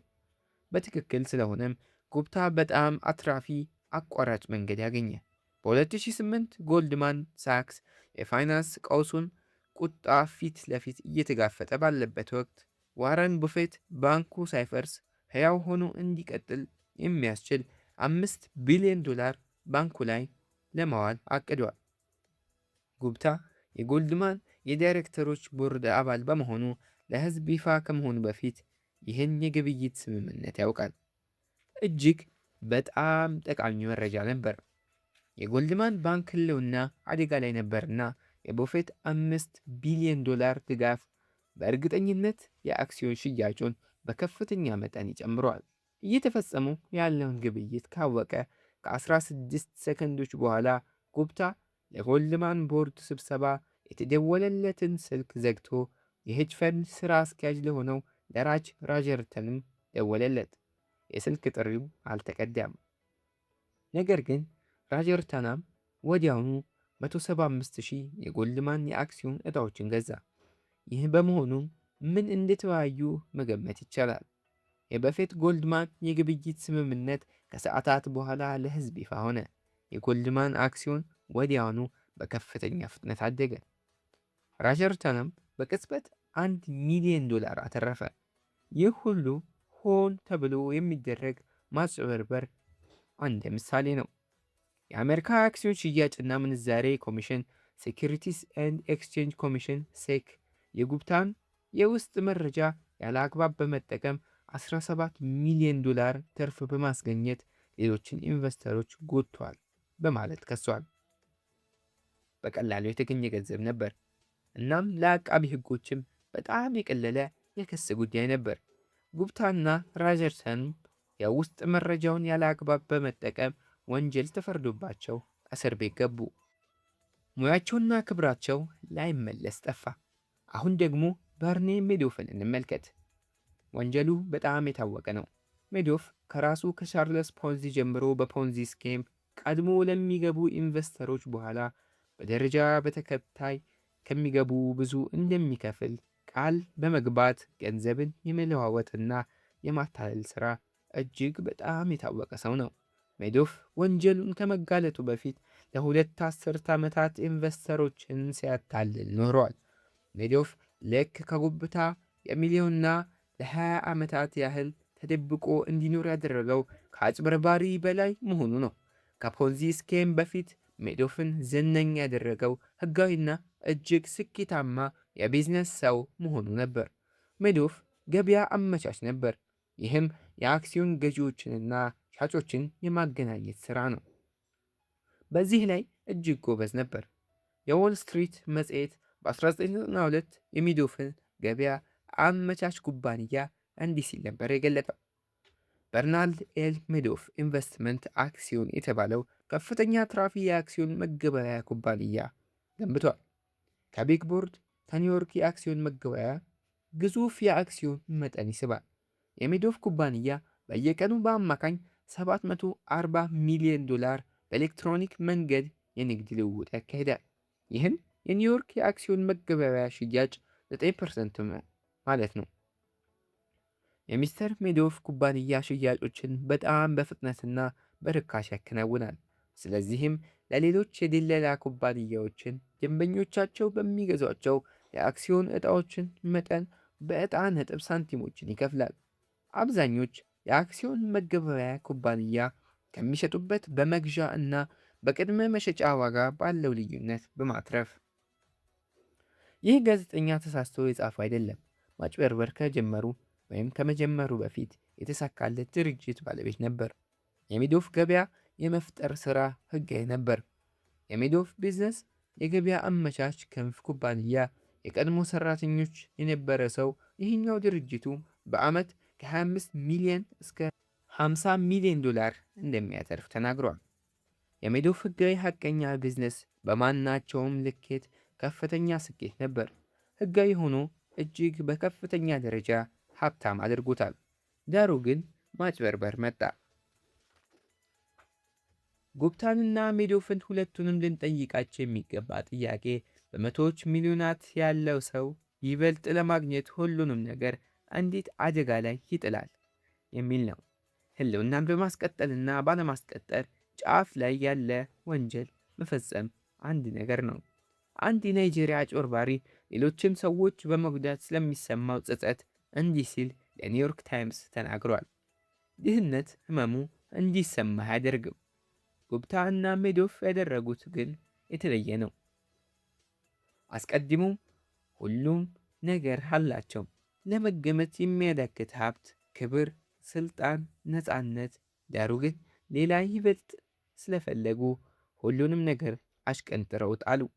የመብቃት ስሜት የላቸውም። እነርሱም ጫፍ ያሉ ምሳሌዎች ናቸው። ነገር ግን ወንጀል ነክ ያልሆኑ የዚህ አይነት ባህሪ ምሳሌዎች አሉ። የሄጅ ፈንድ የተሰኘው ኩባንያ የረዥም ጊዜ ካፒታል አስተዳደር በግል እያንዳንዳቸው አስሮችና መቶዎች ሚሊዮኖች ባላቸው አብዛኛውን ሀብታቸውን በራሳቸው ድርጅት ባዋሉ ነጋዴዎች ተሞልቷል። ከዚያም ብዙ ለማግኘት በመቋመጥ በ1998 ገበያው እጅግ በጣም በደራበትና በታሪክ ኢኮኖሚው እጅግ በጣም ጠንካራ በነበረበት ዘመን አጋባሽ ሁሉንም ነገር ያሳጣቸውን በጣም ከፍተኛ ሪስክ ወሰዱ። በኋላ ዋረን ቡፌት እንዲህ ሲል አስቀምጦታል። ገንዘብ ለማግኘት ያላቸውን ሁሉና የሚያስፈልጋቸውን ገንዘብ እርግጠኛ ባልሆኑት ነገር ላይ ሙሉውን ማዋል አልነበረባቸውም፣ አይጠበቅባቸውም ነበር። ይህ ሞኝነት ነው። በቃ ግልጽ ሞኝነት። ለአንተ አስፈላጊ የሆነን ነገር አስፈላጊ ላልሆነ ነገር አደጋ ላይ መጣል ትርጉምና ስሜት የሚሰጥ አይደለም። ለሌለህና ለማያስፈልግህ ያለህንና የምትፈልገውን አደጋ ላይ የምትጥልበት ምክንያት አይኖርም። ይህ ግልጽ የሆነ ግን ችላ የምንለው ነገር ነው። አብዛኞቻችን ጉብታና ሜዶፍ የነበራቸው $100 ሚሊዮን አይኖረንም። ነገር ግን ይህን መጽሐፍ ከሚያነቡ ሰዎች ቀላል የማይባል ፐርሰንት በሕይወታቸው የሆነ እውቀት፣ የሚያስፈልጋቸውን ወሳኝ ነገርና የሚፈልጓቸውን ብዙ ነገሮች ለማሟላት በቂ የሆነ ደሞዝ ወይም ገንዘብ ያገኛሉ ወይም ይኖራቸዋል። ከነዚህ ሰዎች አንዱ ከሆንክ የሚከተሉትን ጥቂት ነገሮች አስታውስ። አንደኛ፣ እጅግ ከባዱ የፋይናንስ ክህሎት የመዳረሻ ግብን ማግኘት ነው። ይህ እጅግ በጣም ጠቃሚ ከሆኑ ነገሮች አንዱ ነው። ከውጤቶቹ ጋር የምትጠብቀው ነገር ከፍ እያለ ከሄደ ለበለጠ ጭማሪ ለመጣር ምክንያት የለም። ምክንያቱም ሌላ ጥረት ካደረክም በኋላ ተመሳሳይ ስሜት ነው የሚሰማህ። ብዙ የማግኘት ጣዕም፣ ብዙ ገንዘብ፣ ብዙ ስልጣን፣ ብዙ ክብር የማግኘት ጣዕም ከእርካታ ይልቅ ይበልጥ ምኞትን የሚፈጥር ከሆነ ጎጂ ነው። ይህኛው መንገድ አንድ እርምጃ ወደፊት በተራመድን ቁጥር የመዳረሻ ግባችንን 2 እርምጃ ወደፊት እንዲርቅ ያደርገዋል። ይህ ደግሞ ወደ ኋላ እንደቀረህ እንዲሰማህ ያደርግሃል። እናም ከግብህ ለመድረስ ብቸኛው መንገድ በጣም ከፍተኛ የሪስክ መጠን መውሰድ እንደሆነ ይሰማሃል። ዘመናዊ ካፒታሊዝም ይህንን በሁለት ነገሮች ይደግፋል፤ ሀብትን በማፍራትና ቅናትን በማፍራት። ምናልባት ሁለቱም እጅ እጅ ተያይዘው የሚሄዱ ናቸው። አቻ ጓደኞችን በልጦ ለማለፍ መፈለግ ጠንክሮ የመስራት ነዳጅ ነው። ነገር ግን ያለኝ በቃኝ አለማለት ደስታን አይፈጥርም። ደስታ የምናገኘው ውጤት ሲቀንስ የተጠበቀው ተስፋ ነው። ከጠበቅከው በታች ስታገኝ ትከፋለህ። 2. ራስን ከሌላ ጋር ማወዳደር ችግር ነው። በዓመት $500,000 የሚያገኝን አንድ ጀማሪ የቤዝቦል ተጫዋች ተመልከት። በማናቸውም ትርጓሜ ሀብታም ነው። ነገር ግን ይህ ተጫዋች ማይክ ትራውት ለ12 ዓመት $430 ሚሊዮን በተፈራረመበት ተመሳሳይ ክለብ ውስጥ ይጫወታል እንበል። ራስን በማወዳደር ጀማሪው ተጫዋች አይረካም። ከዚያም ስለ ማይክ ትራውት አስብ። በዓመት $36 ሚሊዮን እጅግ በጣም ከፍተኛ የገንዘብ መጠን ነው። ነገር ግን በ2018 እጅግ በጣም ከፍተኛ ተከፋይ የሄጅ ፈንድ ሥራ አስኪያጆች ዝርዝር ውስጥ ለማስገባት በዓመት ቢያንስ $430 ሚሊዮን ማግኘት ይኖርበታል። እንደ ትራውት ያሉ ሰዎች እንደዚያ ነው ገቢያቸውን የሚያወዳደሩት። እንዲሁም በዓመት $340 ሚሊዮን የሚያገኝ የሄጅ ፈንድ ሥራ አስኪያጅ በ2018 ቢያንስ $770 ሚሊዮን ያገኙ ከመጀመሪያው 5 ከፍተኛ የሄጅ ፈንድ ሥራ አስኪያጆች ጋር ራሱን ያወዳደራል። እነዚያ ከፍተኛ ሥራ አስኪያጆች ደግሞ በ2018 የግል ሀብቱ በ3.5 ቢሊዮን የጨመረውን ዋረን ቡፌትን አንጋጠው ያያሉ። እንደ ቡፌት ያሉ ደግሞ በ2018 የተጣራ ሀብቱ በ24 ቢሊዮን ያደገውን ጄፍ ቤዞስን አንጋጠው ሊመለከቱ ይችላሉ። ያ ገንዘብ አንድ ሀብታም የቤዝቦል ተጫዋች በአንድ ዓመት ሙሉ ከሚያገኘው ገንዘብ ይልቅ ጄፍ ቤዞስ በአንድ ሰዓት የሚያገኘው ይበልጣል ማለት ነው። እዚህ ላይ ያለውን መልእክት የማህበራዊ ውድድር ጣሪያ ማንም የማይደርስበት በጣም ከፍ ያለ መሆኑን ነው። ይህ ማለት የማታሸንፈው ጦርነት ማለት ነው። የማሸነፊያው ብቸኛው መንገድ ከመጀመሪያውም አለመቅጠምና ምንም እንኳን ያለህ በዙሪያህ ያሉት ካላቸው ያነሰ ቢሆንም ያለኝ ይበቃኛል ብሎ መቀበል ነው። አንድ ጓደኛዬ በየዓመቱ ለጉብኝት ወደ ላስ ቬጋስ ይሄዳል። የሆነ ዓመት አንድን ደላላ እንዲህ ብሎ ጠየቀው፣ ምን አይነት ቁማሮችን ነው የምትጫወተው? ምን አይነት ካሲኖችን ነው የምትጫወተው? ደላላ እውነቱን መለሰ። በላስ ቬጋስ ካሲኖ የማሸነፍ ብቸኛው መንገድ እንደገባህ ቶሎ መውጣት ብቻ ነው። ከቆየህ ያስከውን ሁሉ በቁማር ትበላለህ። ከሌሎች ሰዎች ሀብት ላይ ለመድረስ የምንሞክረው ጨዋታ ልክ እንደዚሁ ነው። ምን ያህል እንኳን ብታገኝ ካንተ ከፍ ያለ አለና መፈለግህን አታቆምም። 3. በቂ ማለት በጣም ትንሽ ማለት አይደለም። በቂ አለኝ የማለት ሐሳብ መልካም ዕድልንና እጅ ላይ ያለን አማራጭ የመተው ወግ አጥባቂነት ሊመስል ይችላል። እንደዚያው ነው ብዬ ግን አላስብም። ይበቃኛል ማለት እንዲያውም ተቃራኒውን መረዳት ነው። ሁሌም የሚጨምር የማይጠግብ ፍላጎት ከምትጸጸትበት ደረጃ ላይ ደርሰሃል። ምን ያህል ምግብ መብላት እንደምትችል ለማወቅ ብቸኛው መንገድ እስክትታመም ድረስ መብላት ነው። በጣም ጥቂቶች ብቻ ይህን ሞክረውታል። ምክንያቱም የትኛውም ምግብ ጥሩ ከመሆኑ በላይ ትውኪያው ያማል። ሰዎች እስኪያማቸው ድረስ ባይበሉም ቢዝነስ ላይ ግን የሚሆነው ከዚህ በተቃራኒ ነው። ማንም ጠገብኩኝ ብሎ ገንዘብ መሰብሰቡን አያቆምም። እናም ብዙዎች ሲከስሩ ወይም እንዲያቆሙ ሲገደሉ ብቻ የበለጠ መፈለጋቸውን ያቆማሉ። ይህ ፍላጎት ምናልባት ከወንጀል ንክኪ የነጻና ታታሪ ሰራተኛ በመሆንህ ብቻ የተከሰተ ሊሆን ይችላል። በተቃራኒው ጫፍ ደግሞ በዓለም ላይ ልክ እንደ ራጃት ጉብታ እና በርኒ ሜዶፍ ለመስረቅና ለማጭበርበር የሚያዘነብሉ ሰዎች አሉ። ምክንያቱም ምንም አይነት ውጤት ቢያመጣ እንኳን እያንዳንዷን ዶላር ማግኘት ለእነርሱ ጠቀሜታ አለው። በምንም ነገር ይሁን የገንዘብን አቅም መናቅ አለመቻል በመጨረሻ ያገኛል። 4 ምንም ያህል የሚያስገኝ ቢሆንም ለአደጋ የማናጋልጣቸው ብዙ ነገሮች አሉ። ከእስር ቤት ከወጣ በኋላ ረጃት ጉብታ ለኒውዮርክ ታይምስ ያገኘውን ትምህርት ተናግሯል። ከምንም ነገር ጋር በጣም በጥብቅ አትተሳሰር። ከክብርህም ይሁን ከስኬቶችህ ወይም ከማናቸውም ነገር ጋር። አሁን ስለዚህ ነገር አስባለሁ። እንደዚያ እንዳደርግ ያደረገኝ ምንድን ነው? አዎ ይህ ነገር ትክክል ባልሆነ መንገድ መልካም ስሜን አጥፍቶታል። ክብርን ስፈልግና የተሻለ ሀብትን ሳሳድድ አጥብቄ ከፈለግኩት ክብር ተለያየው። ክብር እጅግ በጣም ውድ ነው። ነፃነትና በራስ መመራት እጅግ በጣም ውድ ነው። ቤተሰብና ጓደኞች እጅግ በጣም ውድ ናቸው። እንዲወዱህ በምትፈልጋቸው ሰዎች መወደድ እጅግ በጣም ውድ ነው። ደስታ እጅግ በጣም ውድ ነው። እናም ያንተ ከፍተኛው ስኬት እነዚህ ነገሮችን ለመጠበቅ እነርሱን ሊጎሉ የሚችሉ ሪስኮችን ከመውሰድ መቆጠብ ያለብን ጊዜ ባወክ ጊዜ ነው። መብቃትን ይበቃልኝ ስታውቅ።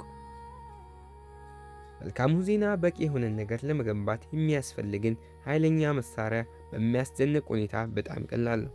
ክብርህን እስክታጣን ድረስ ሪስክ መውሰድ አይጠበቅብህም። እንዴት እንደሆነም በቀጣይ ምዕራፍ እንመለከታለን።